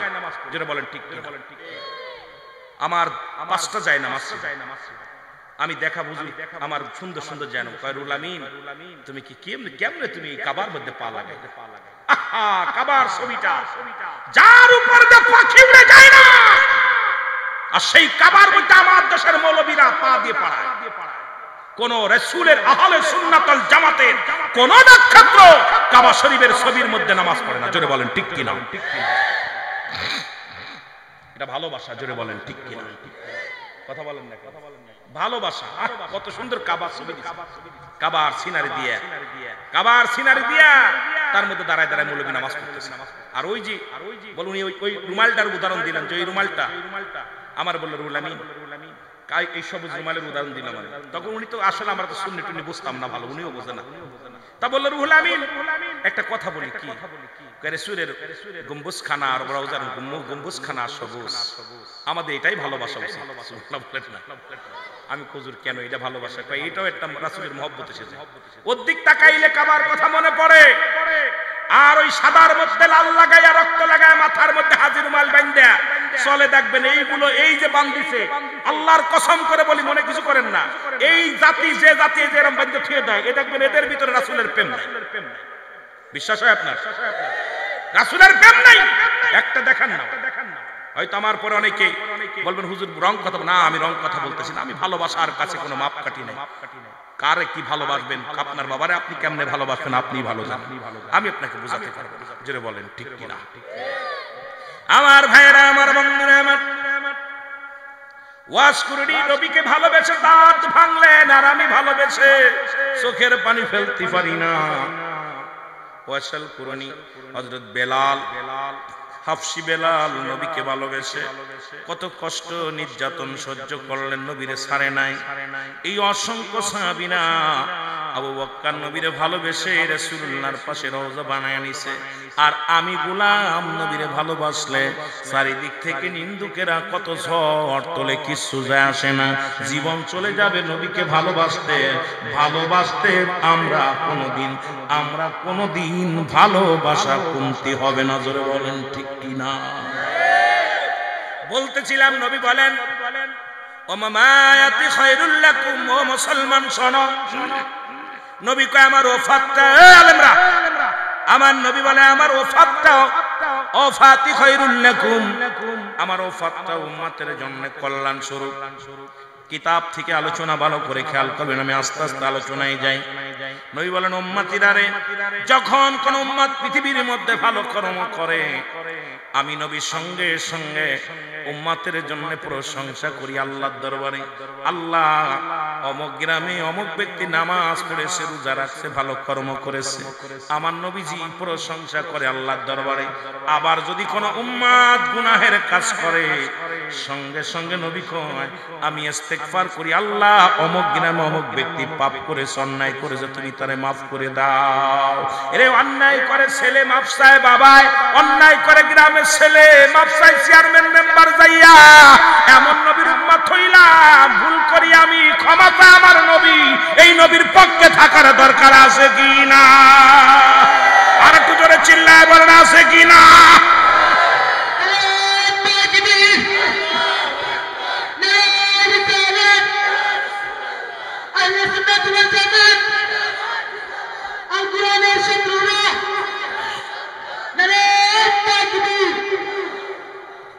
বুঝলে তাহিরি ভাইয়ের একটা কথা, বুঝলে বুঝপাতা, না বুঝলে তেজপাতা।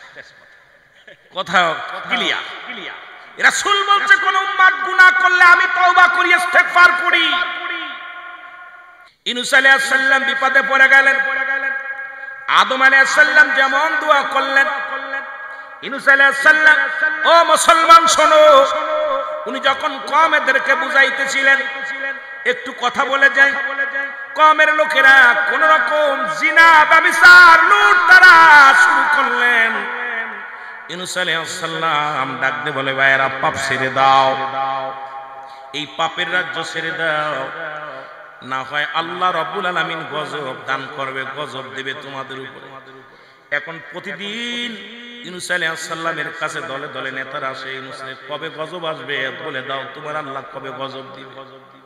ইউনূস আলাইহিস সালাম বলে কবে দিবে? দিবে আল্লাহ গজব, পাপ ছেড়ে দাও। কয় এত পাপ করি তাও তো আমাদের গজব দেয় না, কবে দেবে বলো? তুমি মিথ্যাবাদী না তোমার আল্লাহ মিথ্যাবাদী? নাউজুবিল্লাহ। কারণ আমাদের পাপ করতেছি মনে করছি এই যে কোরআন শরীফ দেখতেছি টানে টানে ছিঁড়তেছে, পা দিয়ে লাথইতেছে, আমরা মনে করি ওদের হয় না। কাবা শরীফ যখন আব্রাহা বাদশা আক্রমণ করেছিল, ওয়াজ মনে রাখবেন কোন দিক থেকে কোনে যাব, অনেক লম্বা আলোচনা হয়ে যাবে।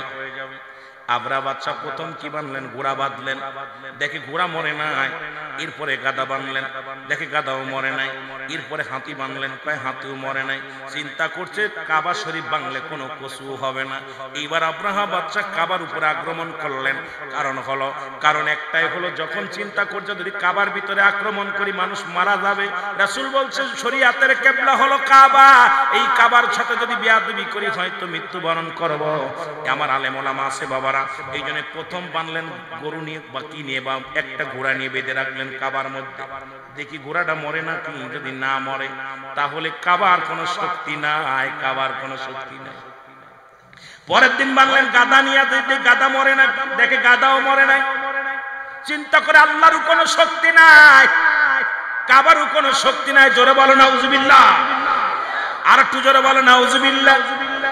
পরে কাবারে যখন আক্রমণ করলেন, কাবারে যখন ভাঙতে চাইলেন, আল্লাহ বলে আলাম তারা আপনি কি দেখেন নাই? এই আলেমরা সূরা ফিল আপনারা পড়ছেন না? আল্লাহ বলে আলাম তারা আপনি কি দেখেন নাই? নবী তো তখনও দুনিয়া আসে নাই। নবীজি আসার 26 দিন আগে, নবী শরিয়াতে আসার আগে 26 দিন আগে কাবার উপরে আক্রমণ করলেন আবরাহা বাদশা। হাতি সন্তানিয়া যখন আক্রমণ করলেন, একটা ইট খসাইতে পারে নাই, একটা মুসলমান ওয়ালের একটা ইট খসাইতে পারে নাই।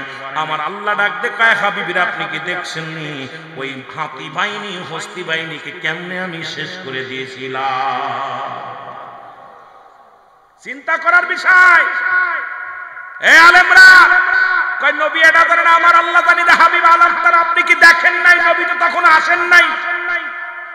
এই একটা আয়াতের তাফসীর করেন না, এই একটা আয়াতের ব্যাখ্যা করেন, এই একটা আয়াতের শানুজুল দেখেন, এই একটা আয়াতের প্রেক্ষাপট দেখেন, সব বলে যাবে। আল্লাহ বলতেছেন হাবিব আপনি দেখছেন না? কোন দিন নবী তখন আইছে? এই কথা কন না কেন? যখন আব্রাহা বাদশা আক্রমণ করেছিল আপনাদের কাবা শরীফে, আপনার আমার কাবায়, আল্লাহের কসম নবীজি তখনও আসেন নাই। আমার জ্ঞানী মানুষ আছে, আইছে নবী আইছে? নবী তখনও আসে নাই। কোন জায়গা আছে 26 দিন আগে, কোন 25 দিন আগে, কেউ বলছে 20 দিন আগে। নবীজি আসার 26 দিন আগে আব্রাহা বাদশা আক্রমণ করলো কাবার ভিতরে। আর আল্লাহ বলতেছেন এর কত পরে কোরআন নাজিল হয়েছে। আল্লাহ বলতে আলাম তারা আপনি কি দেখেন নাই? বলেন দি নবী কি তখন দেখছে? কথা কন না, কত বড় একটা মারফাস। এখানে কিন্তু বিশাল একটা হাকিকত রয়েছে। আল্লাহ জানাচ্ছে হাবিব আপনি দেখছেন নি? দেখছেন না? কি করছিলাম? নবী তো তখন মারফাটে যখন আক্রমণ করে, তা ইহা দ্বারা প্রমাণ হয় নবী ছিল, আছে, থাকবে। যারা বলেন ঠিক কিনা, আরো যারা বলেন ঠিক কিনা। এই নবীর সাথে যারা গাদ্দাবি করে তাদের পক্ষে আমরা নাই। যারা বলেন ঠিক কিনা, তাদের সঙ্গে আমরা নাই। বড় কষ্ট হয়, বড় কষ্ট হয়। মার পেটে জন্ম নিয়ে চাষিরে ভালোবাসে, ঠিক কিনা? আজকে সেই রাসূলের দুশমনি করে। আমার ভাইরা, আমার বন্ধুরা, অনেক লম্বা আলোচনা। কথাগুলো বলতে গেলে ইউনূস আলাইহিস সালামের কওমের লোকেরা এসে ডাকতে বলে ইউনূস কবে কবে গজব আসবে আমারে বলো, আমাদের বলো। ইউনূস আলাইহিস সালাম ডাকতে বলে আল্লাহ কবে গজব দিবে আমারে জানায়া দাও। আল্লাহ জানায় না। ইউনূস আলাইহিস সালাম বলতেও পারে না। লোকজনের সবাই রে ডাকবে, সবাই এসে বলে ইউনূস রে তোর আল্লাহ কবে কিয়ামত দিবে, কবে কবে গজব দিবে। ইউনূস আলাইহিস সালাম রাগে ক্ষোভে আল্লাহ কবে বিপদ দিবে এটাও যেহেতু বললেন না, আমি রওনা দিলাম, আমি আর এই রাজ্যের মধ্যে থাকব না, চলে যাব। ইউনূস আলাইহিস সালাম চলে গেলেন। এ মুসলমান যখন চলে গেলেন, এ মুসলমান গুসায় চলে গেলেন। দুই ছেলে বিবি, নিজের 4 জন সপরিবারে মনের দুঃখে, মনের কষ্ট নিয়ে দেশ ছেড়ে চলে যেতে গেলেন। মুসলমান বাবারা আমার রওনা হয়ে গেলেন। এবার যাইতে যাইতে হঠাৎ দেখে একটা নদী। এই নদীর কিনারায় যে দাঁড়ালেন, দাঁড়ানোর পর মুসলমান বড় সন্তানকে নদীর কিনারায় দাঁড়া করে রাখলেন। দাঁড়া করে রে বিবির হাত ধরে ছোট সন্তান তার ঘাড়ের পরে নিয়ে যখন রওনা দিছে, নদী পার হয়ে যাচ্ছিল, হঠাৎ করে কোথা থেকে একটা ঢেউ, বিশাল একটা ঢেউ তুফান আসলেন নদীর মধ্যে। বিবি হাত থেকে ছুটে চলে গেল, ঘাড়ের ছেলেটাও ছুটে চলে গেল। পিছনে তাকায় দেখে বড় ছেলেটারে বাঘে ধরে নিয়ে গেছে। বাঘ আসিয়া বন্থে বই থেকে একটা বাঘ এসে গাড্ডা ধরে নিয়ে চলে গেছে। ইউনূস আলাইহিস সালাম এবার যখন একাকার হয়ে গেলেন, দেখে ছেলে মেয়ে কেউ পাশে নাই। উনি নদী পার হয়ে চলে গেল। জোরে জোরে চিল্লায় বল আল্লাহু আকবার। একটু বুঝাইয়া দিয়ে যায়, যেহেতু আমার কথা এদিকে না, তবুও যেহেতু আলোচনা হঠাৎ করে চলে গেছে এদিকে, একটু যুবকদের বলে যায় খেয়াল করবেন বাবারা আমার। ইউনূস আলাইহিস সালাম এবার বসে থাকলেন, ক্লান্ত খোদা অবস্থায় আছে। দেখে যে একটা লঞ্চ, এই লঞ্চের ভিতরে মাঝি মাল্লা সব আছে। এইবার উঠলেন, লাফ দিয়ে উঠলেন। ওঠা পর এবার নৌকার মধ্যে যখন ওই লঞ্চ পা নৌকার ভিতরে উঠলেন, ওঠা পর বিশাল তুফান শুরু হয়ে গেল। চারিদিক থেকে আবার তুফান শুরু হয়ে গেল। এবার মাঝি ডাকতে বলে তোমাদের মধ্যে কে রবে তোমার মালিকরে ফাঁকি দিয়া মালিকরে না জানা চলে আইছো, তোমরা বলো। অনেক গোলাম আছে এর মধ্যে, নিশ্চিত তার মালিকরে ঠকাইছো, মালিকের অনুমতি ছাড়াইছো। কে মালিকের অনুমতি ছাড়াই লঞ্চের মধ্যে আসো বলো। ইউনূস আলাইহিস সালাম ডাকতে বলে ভাই কেউ আছি না, আমি ইউনূস, আমি এসেছি বড় মুরব্বী মানুষ, দাড়িওয়ালা টুপিওয়ালা, যখন বলতে কেউ তার মালিকরে ফাঁকি দেয় না, মালিকের অনুমতি ছাড়া আসে নাই, একমাত্র আমি আমার মালিকের অনুমতি ছাড়া আসি। আমারে তোমরা ফেলে দাও, নদীর মধ্যে ফেলে দাও।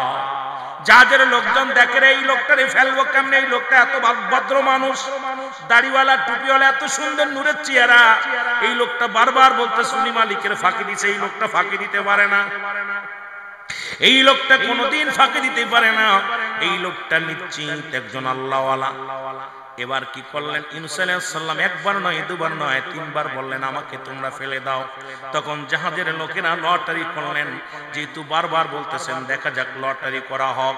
এবার লটারিতে একবার নয়, দুবার নয়, তিনবার হযরত ইউনূস আলাইহিস সালামের নাম উঠলেন। কয়বার উঠলেন? তিনবার উঠলেন ইউনূস আলাইহিস সালামের নাম। এই নামটা দেখে জাহাজের নাবিক বললেন এখন যেহেতু নামটা উঠছে, ইউনূস আলাইহিস সালামকে ফেলে দাও পানির মধ্যে। জোরে বলো আল্লাহু আকবার।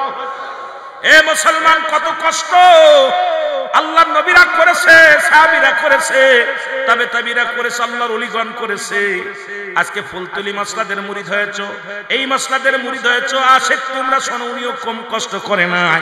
এশিয়া মহাদেশের মধ্যে কোরআন তেলাওয়াতের জন্য এই সহি শুদ্ধ তেলাওয়াতে কোরআন কারীম এটা মুসলমান এশিয়া মহাদেশের মধ্যে বিখ্যাত হয়েছে, যিনি তিলে তিলে এই পর্যন্ত গেছে। জোরে বলেন ঠিক কিনা? আমার ভাইরা, আমার বন্ধুরা, আমার গভীর মনোযোগ। এবার ইউনূস আলাইহিস সালামকে যখন পানির মধ্যে ফেলে দিলেন, ফেলার সঙ্গে সঙ্গে একটা মাছ এসে হযরত ইউনূস আলাইহিস সালামকে খেয়ে ফেললেন। কোন কোন কিতাবের মধ্যে আছে ওই মাছটাকে আর একটা মাছে খেয়ে ফেললেন। বিশাল বড় মাছ আসলেন, আর মাছের পেটে যাইয়া ইউনূস আলাইহিস সালাম পড়েন লা ইলাহা ইল্লা আনতা সুবহানাকা ইন্নী কুনতু মিনাজ জালিমিন।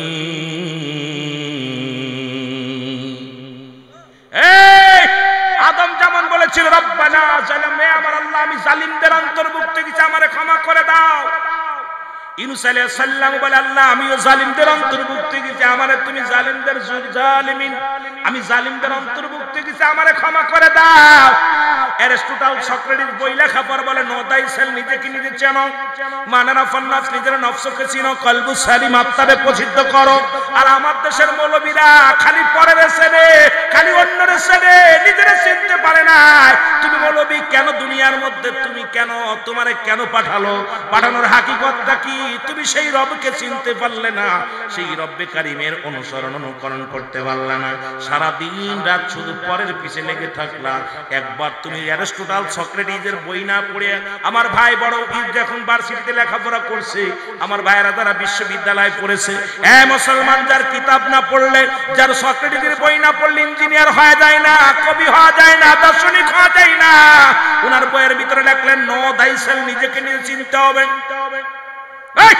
নিজেকে নিজে চিনতে হবে, অন্যকে নয়। আর আমার দেশের সবাই খালি পরের পিছে পিছে লাগি, নিজের দিকে একবার খেয়াল করি না। বড় কষ্ট হয়, বড় কষ্ট লাগে। কবে যে নিজেরে নিজে চিনা শিখবো, কবে যে নিজেরে নিজে চিনা শিখবো, কবে কবে আমি আপনি ভালো হব, এই চিন্তা করি সবসময় বসে। আল্লাহ নিজেরে তুমি গুনাহগার বানাইয়া, এ মুসলমান একবার ভেবে দেখো, গবেষণা করো, এই দুনিয়ার সবকিছু তোমার পরিষ্কার হয়ে যাবে সামনে। জোরে বলেন ঠিক কিনা?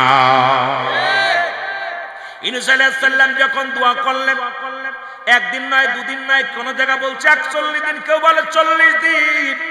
ইউনূস আলাইহিস সালাম মাছের পেটের মধ্যে থাকলেন এই 40 দিনে।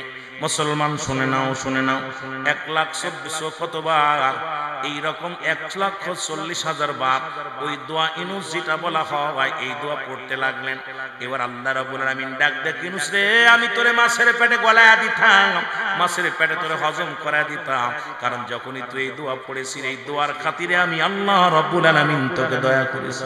মাছের পেটের মধ্যে শুধু চামড়াটা পাতলা হয়ে গেছে, পেটের মধ্যে ব্যথা শুরু হয়ে গেছে। ইউনূস আলাইহিস সালাম দোয়া পড়ে, ও যুবক দিলের কান্ডা লাগা শোনা নাও, এই দোয়াটা যখন বেশি বেশি করে পড়তেছিলেন, উনি একবারও বলেন না এই মাছের পেটে যা পড়তে গিয়ে আল্লাহ লা ইলাহা ইল্লা আনতা সুবহানাকা ইন্নী কুনতু মিনাজ জালিমিন। জোরে বলো মারহাবা। একবারের জন্য ভুলে নাই। আল্লাহ কাইনুসে এত বিপদে ফেলাইলাম, তারপর আমারে তুই বলিস নাই। আমাদের দেশের মানুষ যখন বিপদে পড়ে যায় দেখি পরীক্ষার আগে এত নামাজ পড়ে, যুবক তাসবিহ ছাড়ে না, মসজিদ ছাড়ে না। যেই পরীক্ষায় পাস করে আর মসজিদে পাওয়া যায় না, বিয়ে হয় না যাদের, তাড়াতাড়ি দিয়ে খালি নামাজ পড়ে কপাল ছুলে ফেলে। যে বাড়িতে বেশি মেয়ে, বাবা মা দোয়া করে বেশি বেশি। যেই মেয়ে ছেলে বিয়ে হয়ে যায়, চাকরি পায় না, বেকার থাকে, ওই বেকারের বাবা হুজুরের হাত ধরে কান্দে, মসজিদে যে ইমাম সাহেবের হাত ধরে কান্দে, নামাজ পড়ে আর কান্দে, আল্লাহ ছেলের বেকারত্ব দূর করো। যেই বেকারত্ব দূর করছে আর মসজিদ আসার সুযোগ পায় না, পুলাই টাকা দেয়, বাজারে চা খাতে চলে যায়, মসজিদ চেনে না। জোরে কোন ঠিক কিনা? কথা কোন ঠিক কিনা? অসংখ্য যুবক এই নামাজের প্রতি মন নাই, শরীয়তের বিধান মানে না। বড্ড কষ্ট হয়। যুবক বাবারা দিলের কান্ডা লাগা, শুনে নাও। যে কথা বলতেছিলাম, হযরত ইউনূস আলাইহিস সালামকে ওই মাছের পেটে যখন ব্যথা শুরু হয়ে গেল, ওই মাছটা নিজেই তাকে ওয়াশ করে কি করলেন, উগরাইয়া দিলেন, কিনারায় রেখে দিলেন। কয়েকটা ঘন্টা থাকলেন ইউনূস আলাইহিস সালাম। উপর থেকে এত পরিমাণ রোদ্দুর শুরু হয়ে গেল, ওই 40 দিন মাছের পেটে থাকিয়া চামড়াগুলো পাতলা হয়ে গেছিল। ইউনূস আলাইহিস সালামের চামড়াগুলো শুকাইতে লাগলেন। আর নবী, আল্লাহর নবী চোখের পানি ছেড়ে কাঁদতেছিলেন, রব্বি কারীম, আমি জুলুম করেছি, আমি বড় অন্যায় করেছি, আমারে তুমি মাফ করে দাও। আবার আল্লাহ রাব্বুল আলামিন দয়া করেন ইউনূস আলাইহিস সালামের উপরে। আমার মুসলমান মূল প্রান্তরে একটা গাছ হলেন, হঠাৎ করে দেখলেন একটা লাউ গাছ হলেন। এই লাউ গাছ হইয়া বিশাল একটা লাউ গাছ হলেন। এই লাউ গাছটার মধ্যে ইউনূস আলাইহিস সালাম ছায়া নিতে লাগলেন, ফল ধরলেন। লাউ গাছ যদিও লাউ গাছ, কিন্তু এই লাউগুলো অনেক সুন্দর মিষ্টি, অনেক সুন্দর সুস্বাদু খাবার। এগুলো ইউনূস আলাইহিস সালাম খাইলেন। পানি খাবে কেমন করে? লবণ্যগত মুসলমান, পানি হলো লবণ। এই লবণ্য পানি খাইতে পারে না। ও যুবক, এবার আল্লাহ রাব্বুল আমিনের কাছে ফরিয়াদ করে, রব্বে কারীম, আমি ফল খায় গায়বল বানাইছি 40 দিন অনাহারে, 40টা দিন রোজা রেখেছি, 40 দিন আমি কিচ্ছু খাইতে পারি না। ওই মাছের পেটে ছিলাম, এই 40 দিনের মধ্যে একটু পানিও খাই না, একটা দানাও খাই না। কত কষ্ট করে ইউনূস আলাইহিস সালাম মাছের পেটে ছিলেন বাবা।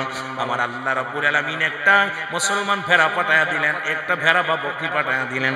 এই বকরি থেকে ইউনূস আলাইহিস সালাম অনেকগুলো দুধ পান করলেন। দুধ পান করার পর গায়ের মধ্যে একটু বল ফিরে পাইলেন। জোরে বলেন আল্লাহু আকবার।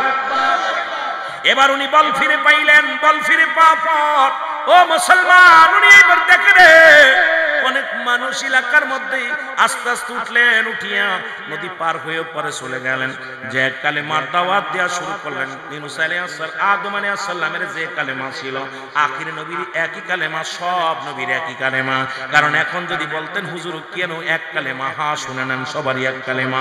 আদম আলাইহিস সালাম বলেছে লা ইলাহা ইল্লাল্লাহ, ইউনূস আলাইহিস সালাম বলেছে লা ইলাহা ইল্লাল্লাহ, ঈসা আলাইহিস সালাম বলেছে লা ইলাহা ইল্লাল্লাহ, ইব্রাহিম খলিলুল্লাহ পড়েছে লা ইলাহা ইল্লাল্লাহ, মূসা আলাইহিস সালাম পড়েছে লা ইলাহা ইল্লাল্লাহ, আমার নবী পড়েছে লা ইলাহা ইল্লাল্লাহ। নাই কোন ইলাহ, সব নবী বলছে কোন মাবুদ নাই এক আল্লাহ ছাড়া। কুল হুয়াল্লাহু আহাদ আল্লাহুস সামাদ লাম ইয়ালিদ ওয়া লাম ইউলাদ ওয়া লাম ইয়াকুল লাহু কুফুয়ান আহাদ। জোরে জোরে চিল্লায়া বলা যাবে না আল্লাহু আকবার। আল্লাহ কয়, আল্লাহ ডাক দে কয়, হাবিব আমি আল্লাহ এক। এখন আপনাদের ভিতরে বেজাল বাঁধতে পারে, এখন বেজাল ছাড়াতে পারি না। বলতে পারেন হুজুর সব নবীর কালেমা কেমনে এক হয়? সবাই বলেছে, আদম নবী বলছে আল্লাহ এক। কে বলেছে? আল্লাহ বলেছে, আদম বলে লা ইলাহা নাই কোন ইলাহা ইল্লাল্লাহ, এক আল্লাহ ছাড়া। আদম শফিউল্লাহ, আমি আদম আলাইহিস সালাম আল্লাহর পয়গম্বর, ইব্রাহিম খলিলুল্লাহ, ঈসা রূহুল্লাহ, মূসা কালিমুল্লাহ, আর আমার নবী কইছে মুহাম্মাদুর রাসূলুল্লাহ। ক্লিয়ার? কথা বলেন ক্লিয়ার? সবারই কিন্তু একই কালেমা ছিল, ঠিক কি না? ঠিক কি না? সবাই বলছে আল্লাহ এক। আদম কি কইছে আল্লাহ 4-5 জন, কথা কই না রে, কথা কই না। ইব্রাহিম কইছে 4-5 জন, মূসা কইছে 4-5 জন, আপনি কইছেন কয়জন? এখন আপনারাও 3-4 জন বলেন, কারণ যখন দেবতার কাছে ছুটে যান তখন দ্বিতীয় খোদা হয়ে যায়। যখন আপনি মন্দিরে ছুটে যান আপনাদের দ্বিতীয় খোদা হয়ে যায়। যখন আপনি চন্দ্র পূজা করেন দ্বিতীয় খোদা বানায়া আল্লাহ কয় হাবিবে জানায় দাও আমি আল্লাহ এক, পৃথিবীর মধ্যে কাউরে জন্ম দিই নাই, কারো থেকে জন্ম নিই নাই। এই আসমান জমিনের মধ্যে আমার সমতুল্য আমার সমকক্ষ আর কেউ নাই। সুতরাং পূজা করতে হবে কার? একমাত্র আমার আল্লাহ। ইয়্যাকা না'বুদু ওয়া ইয়্যাকা নাস্তাঈন। যেরকম ঠিক কি না? হ্যাঁ, আরো জোরে বলো আল্লাহু আকবার। আল্লাহ কয় শোনো তাই নয়, কারণ সারা পৃথিবী আমার মুকাফেক্কি, আমি কারণ মুকাফেক্কি নয়। আল্লাহ কারণ মুকাফেক্কি আসেনি? জোরে বলেন আসেনি? আপনাদের এলাকার মুকাফেক্কি কোন মৌলবীর মুকাফেক্কি আল্লাহ কারণ মুকাফেক্কি নয়। সারা পৃথিবী তার দিকে তাকায় আছে, সারা মাখলুকাত সব মাখলুকাত তার দিকে তাকায় আছে। আল্লাহ রাব্বুল আলামিন রহমতের চাদর দিয়ে আমাকে হেফাজত যদি না করত আমি আপনি সবাই শেষ হয়ে যাইতাম। জোরে বলেন ঠিক কি না? আমার ভাই বলতেছিলাম এই সব নবীর একই কালেমা, কিন্তু বলেছিল আমি আল্লাহ পার ঠিকানা। আমার নবী বলেছে আল্লাহ ছাড়া কোনো মাবুদ নাই, আর আল্লাহকে পার একমাত্র ঠিকানা আমি নবী রাহমাতাল লিল আলামিন। কত সুন্দর সব নবী বলেছে আমাকে আল্লাহ পাঠাইছে তাকে চিনার জন্য। তোমরা আসো, আমি না, আমি আল্লাহর প্রেরিত রাসূল বা বান্দা। আমি শুধু উপদেশ দিতেছি ভালো। আজকে ওয়াজ হবে, ওয়াজে উপদেশ দেব, ভালো উপদেশ, মন্দ কোন উপদেশ চলবে না। নবীগণ উপদেশ দিচ্ছে আসো আল্লাহকে চেনো। জোরে বলেন ঠিক কি না? আর আল্লাহ চিনার মাধ্যম আমি, আল্লাহ চিনার মাধ্যম কে? নবীগণ। জোরে বলেন ঠিক কি না? নবীগণ আল্লাহ চিনার মাধ্যম হলো নবী।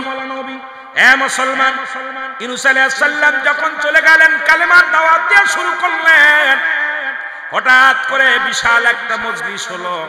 মজলিস ইউনূস আলাইহিস সালাম ওয়াজ করতেছেন। ওয়াজ করার পর মুসলমান শোনো, ইউনূস আলাইহিস সালামের ছোট ছেলে ওরম সামনে, ইউনূস আলাইহিস সালামের ছেলেটা সামনে দাঁড়ায় আছে। ইউনূস আলাইহিস সালাম ওয়াজ করতেছে, বাবা সন্তানের মুখোমুখি হয়ে গেছে, কিন্তু সন্তান তো ছোট, হারিয়ে গিয়েছিল। ইউনূস আলাইহিস সালাম জানে মারা গেছে। এবার ছেলেকে দেখে ইউনূস আলাইহিস সালাম চিনে ফেলেছে, ইউনূস আলাইহিস সালামও চিনেছে। এবার ওই সব লোকজনে বলে ভাই এই সন্তানটা কার? ইউনূস আলাইহিস সালাম বলে ছেলেটা কার? ইউনূস আলাইহিস সালামের সামনে আনা হলো, ছেলেটাকে বলেনি। বলে বাবা তোমার বাবার নাম কি? বলে আমার বাবার নাম, আমার বাবা একজন নবী, তিনিও ইব্রাহিম, তিনি হলেন হযরত ইউনূস আলাইহিস সালাম। যারা বলেন মারহাবা।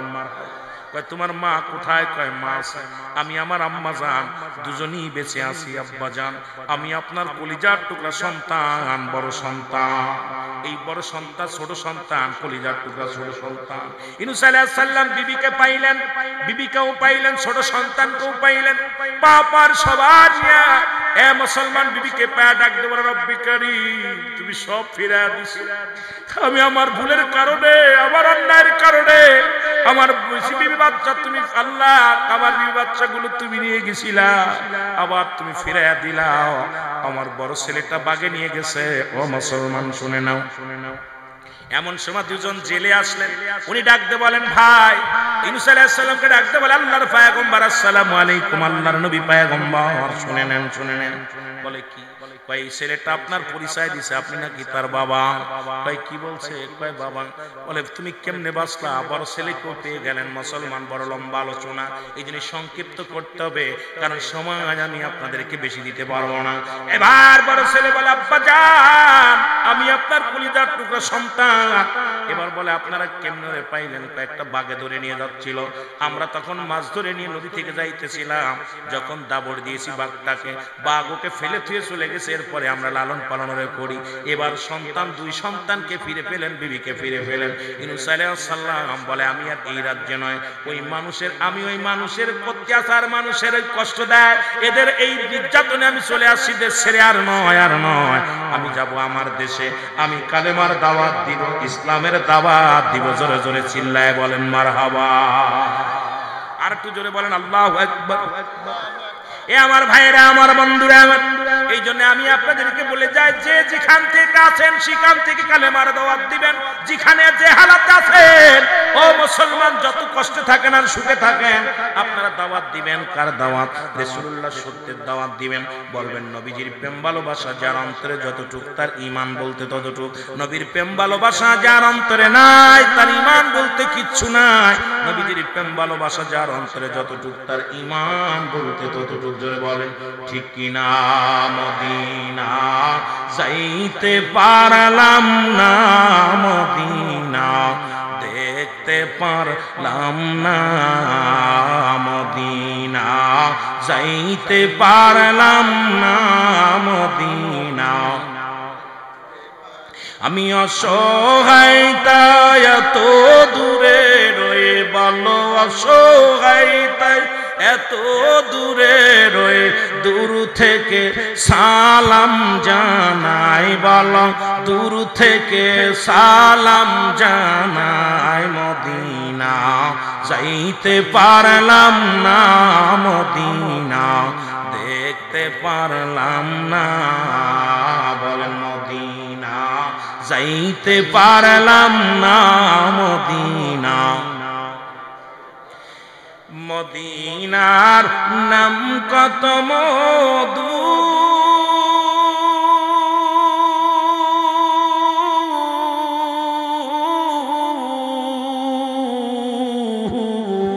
মদিনা আর যে কত দূর, আর ওই মদিনার পথের ধুলি, বলো ওই মদিনার পথের ধুলি মাখতে পারলাম না, মদিনা যাইতে পারলাম না, মদিনা। আর জোরে বলেন মদিনা যাইতে পারলাম না, মদিনা। আমি অসহায় তাই এত দূরে রয়ে, বলো অসহায় তাই এত দূরে রয়ে, দূর থেকে সালাম জানাই, বলো দূর থেকে সালাম জানাই। মদিনা যাইতে পারলাম না, মদিনা। এই দুনিয়ার মুসলমান,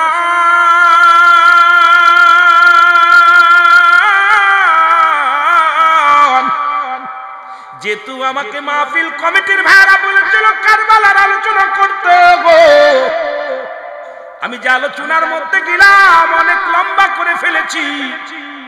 বাবা সঙ্গীত বলার সময় নাই, ওয়াজ করে তো সময় পাই না, চা খাওয়ার সময় পাই না, কারণ কথা বলতে যায়া ফাঁকি দেওয়া সম্ভব নয়, কথা বলতে যায় অনেক কথা চলে আসে।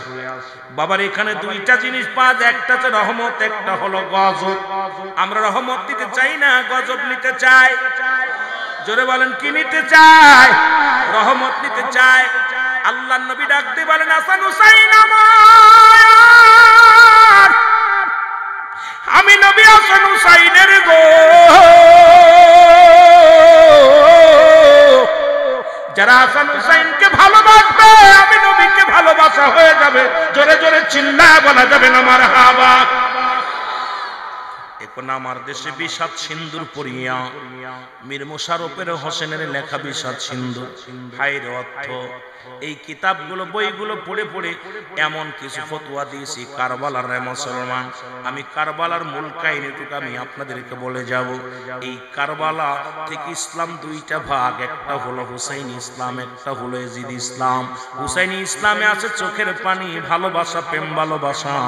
আর মুসলমান ওই ইসলামের মধ্যে কি আছে সবই তো জানেন, ওটা আমার বলার প্রয়োজন নাই।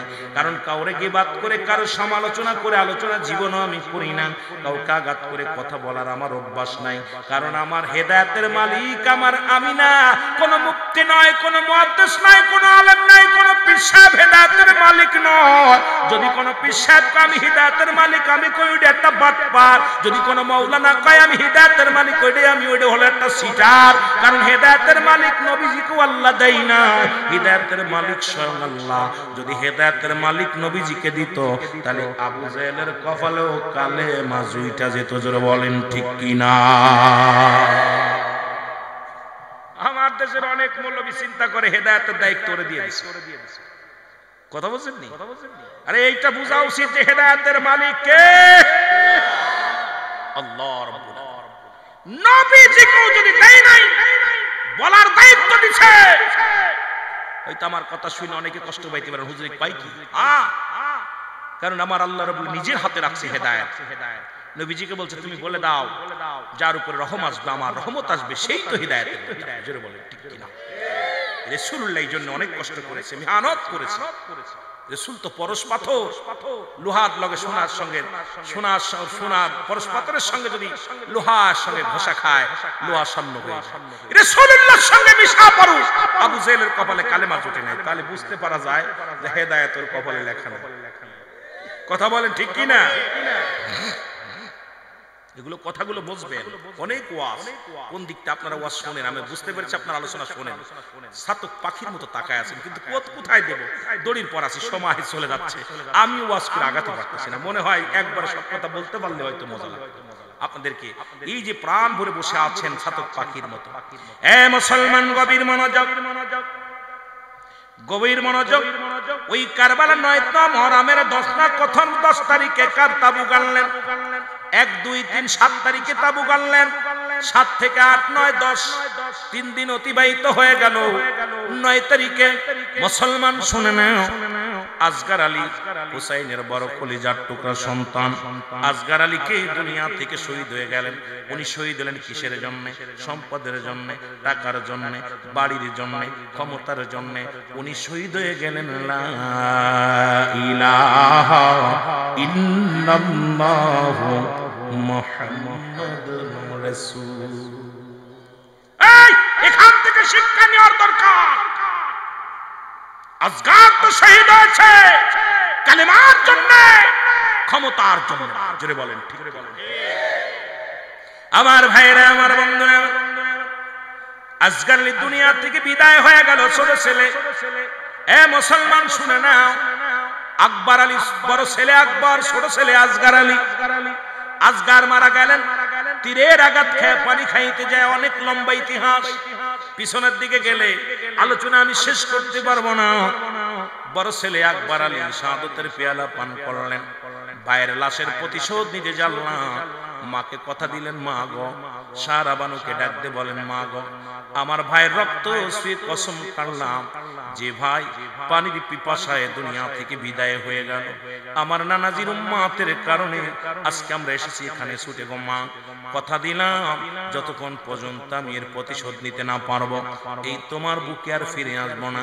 আকবর আলী যুদ্ধের ময়দানে গেলেন, অনেকগুলো শহীদ করলেন, তাদেরকে অনেকগুলো হত্যা করলেন, নিজেই অনেকগুলো তীর খাইলেন। ঘরে ফিরে আসলেন, মাকে ডাকতে বলে, মা একটু পানি দাও আমাকে। সারা বানু ডাকতে কয়, বাজান রে, পানি যদি দিতে পারতাম তোর ভাই দুনিয়ার মধ্যে আমাকে মা বলা বন্ধ হতো না। আমি মা জননী, তোর ভাইয়ের লাশ আমি হাত দিয়ে ধরেছি শুধু পানির পিপাসা, তাবুর মধ্যে পানি না। আকবর আলী দুনিয়া থেকে বিদায় হয়ে গেল যুদ্ধের ময়দানে। যে জোরে বল আল্লাহ। হুসাইন ডাকতে বলে, যাই না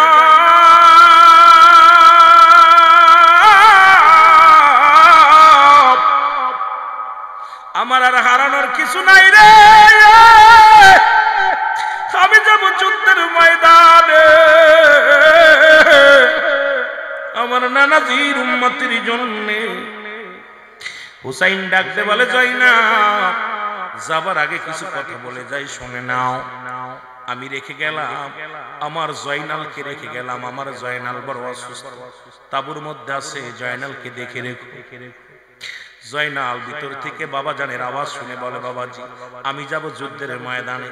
কয় না, তুমি ছোট মানুষ, তুমি অসুস্থ থেকে যাও, তো আমার নানাজির কবরের পাশে, রওজার পাশে যাইয়া তুমি আমার নানাজির সালাম দিবা, আমি তোমার রেখে গেলাম। মুসলমান ডাকতে বলে, জয়নাব শুনে নাও।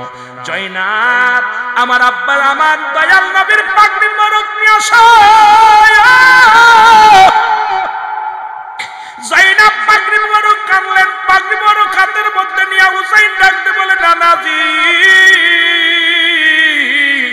আমি যাই যুদ্ধের ময়দানে, কাপড় ভাই মন্দির ভাই যেন যুদ্ধের ময়দান থেকে পালায়ন না করি গো।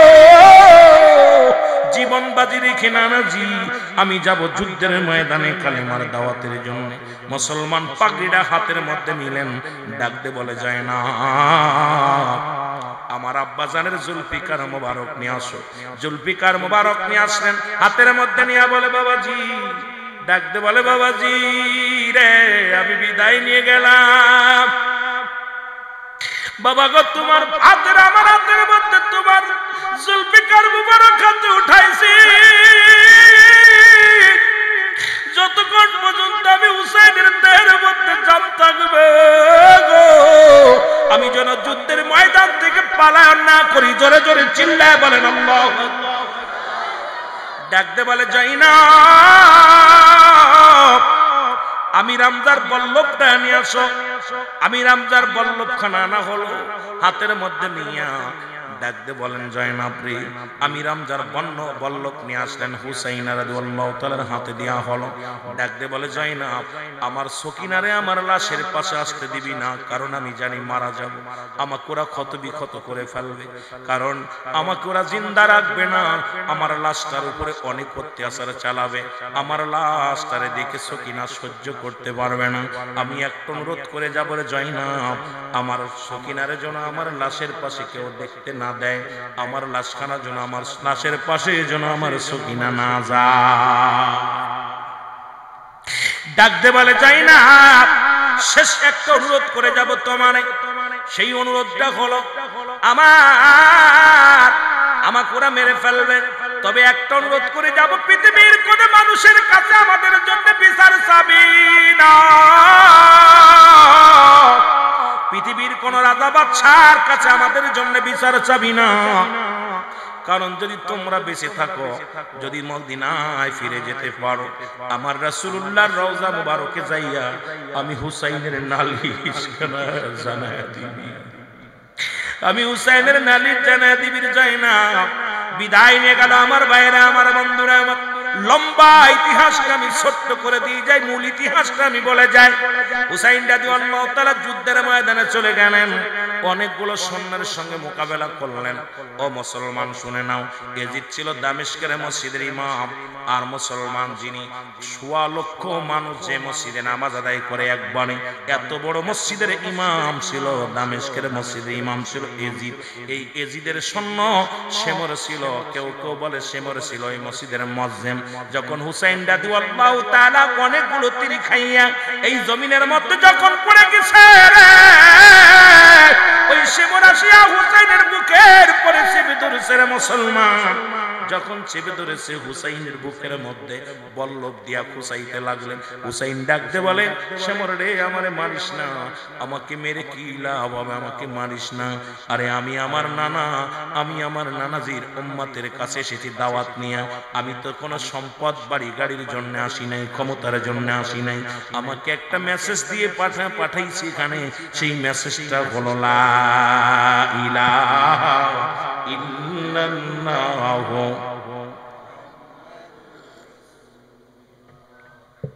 এ মুসলমান ধীরে ধীরে চালাও রে সুরি, ধীরে ধীরে চালাও রে সুরি আমারি গলায়,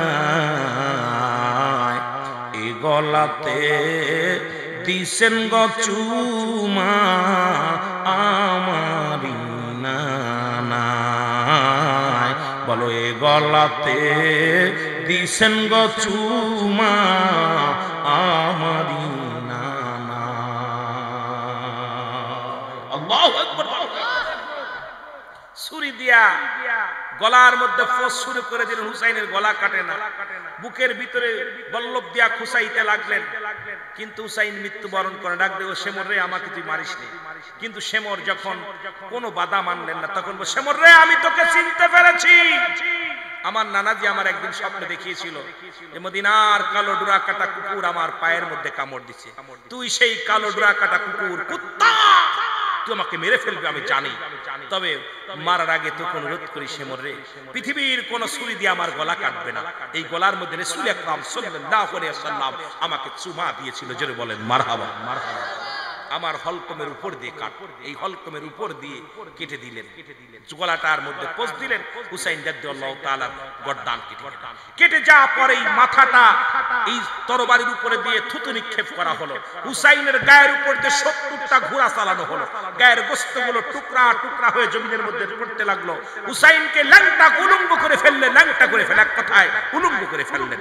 উলঙ্গ করে তাকে এই পৃথিবীর মধ্যে বেইজ্জতি করতে লাগলেন। হুসাইনের রক্ত কোনা যেখানে পড়েছিল, ওই যে গোশত টুকরা যেখানে পড়েছিল, ওই গোশতের ভিতর থেকে একটা আওয়াজ এসেছিল, ইয়া মুহাম্মাদান, ইয়া মুহাম্মাদান, ইয়া মুহাম্মাদান। জোরে বলো আল্লাহু আকবার, আরো জোরে বলো, আরো জোরে বলো। আমার ভাইরা, আমার বন্ধুরা, হুসাইন রাদিয়াল্লাহু তাআলাকে যখন চির বিদায় করে দেয়া হলো, আমার যুবক বন্ধুরা দিলের কান্না লাগা শোনো, হুসাইন এই দুনিয়ার মধ্য থেকে যেদিন বিদায় করে দেয়া হয়েছিল, ও দাদু ভাইরা, মূল ইতিহাস কোন কোন কিতাবের মধ্যে আছে ওনার গায়ের মধ্যে 33টা তরবারির আঘাত ছিল, 70 থেকে 72টা তীরের আঘাত গায়ের মধ্যে ছিল, 21টা বল্লভের আঘাত ছিল। হুসাইনের গায়ের মধ্যে এত আঘাত ক্ষত বিক্ষত করেছিল, এই দুনিয়ার মধ্যে থেকে তারা ক্ষান্ত হয় নাই।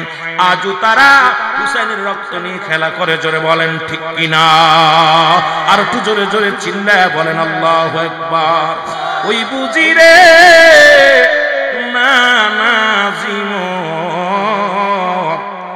ডাকিতেছে আমার, সে মোর তরে বিনয় করি সালাস নায়া গলায় সুরি।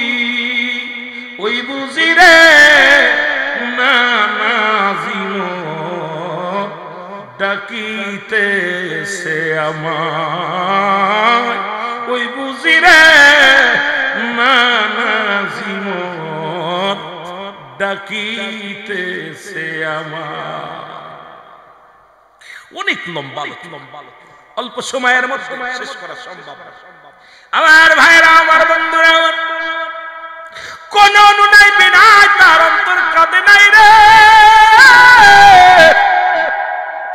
কোন মায়া তাদের অন্তরের ভিতরে আসে নাই। দুনিয়া থেকে চির বিদায় করে দিল মুসলমান। এই মূল কাহিনী আমি আপনাদেরকে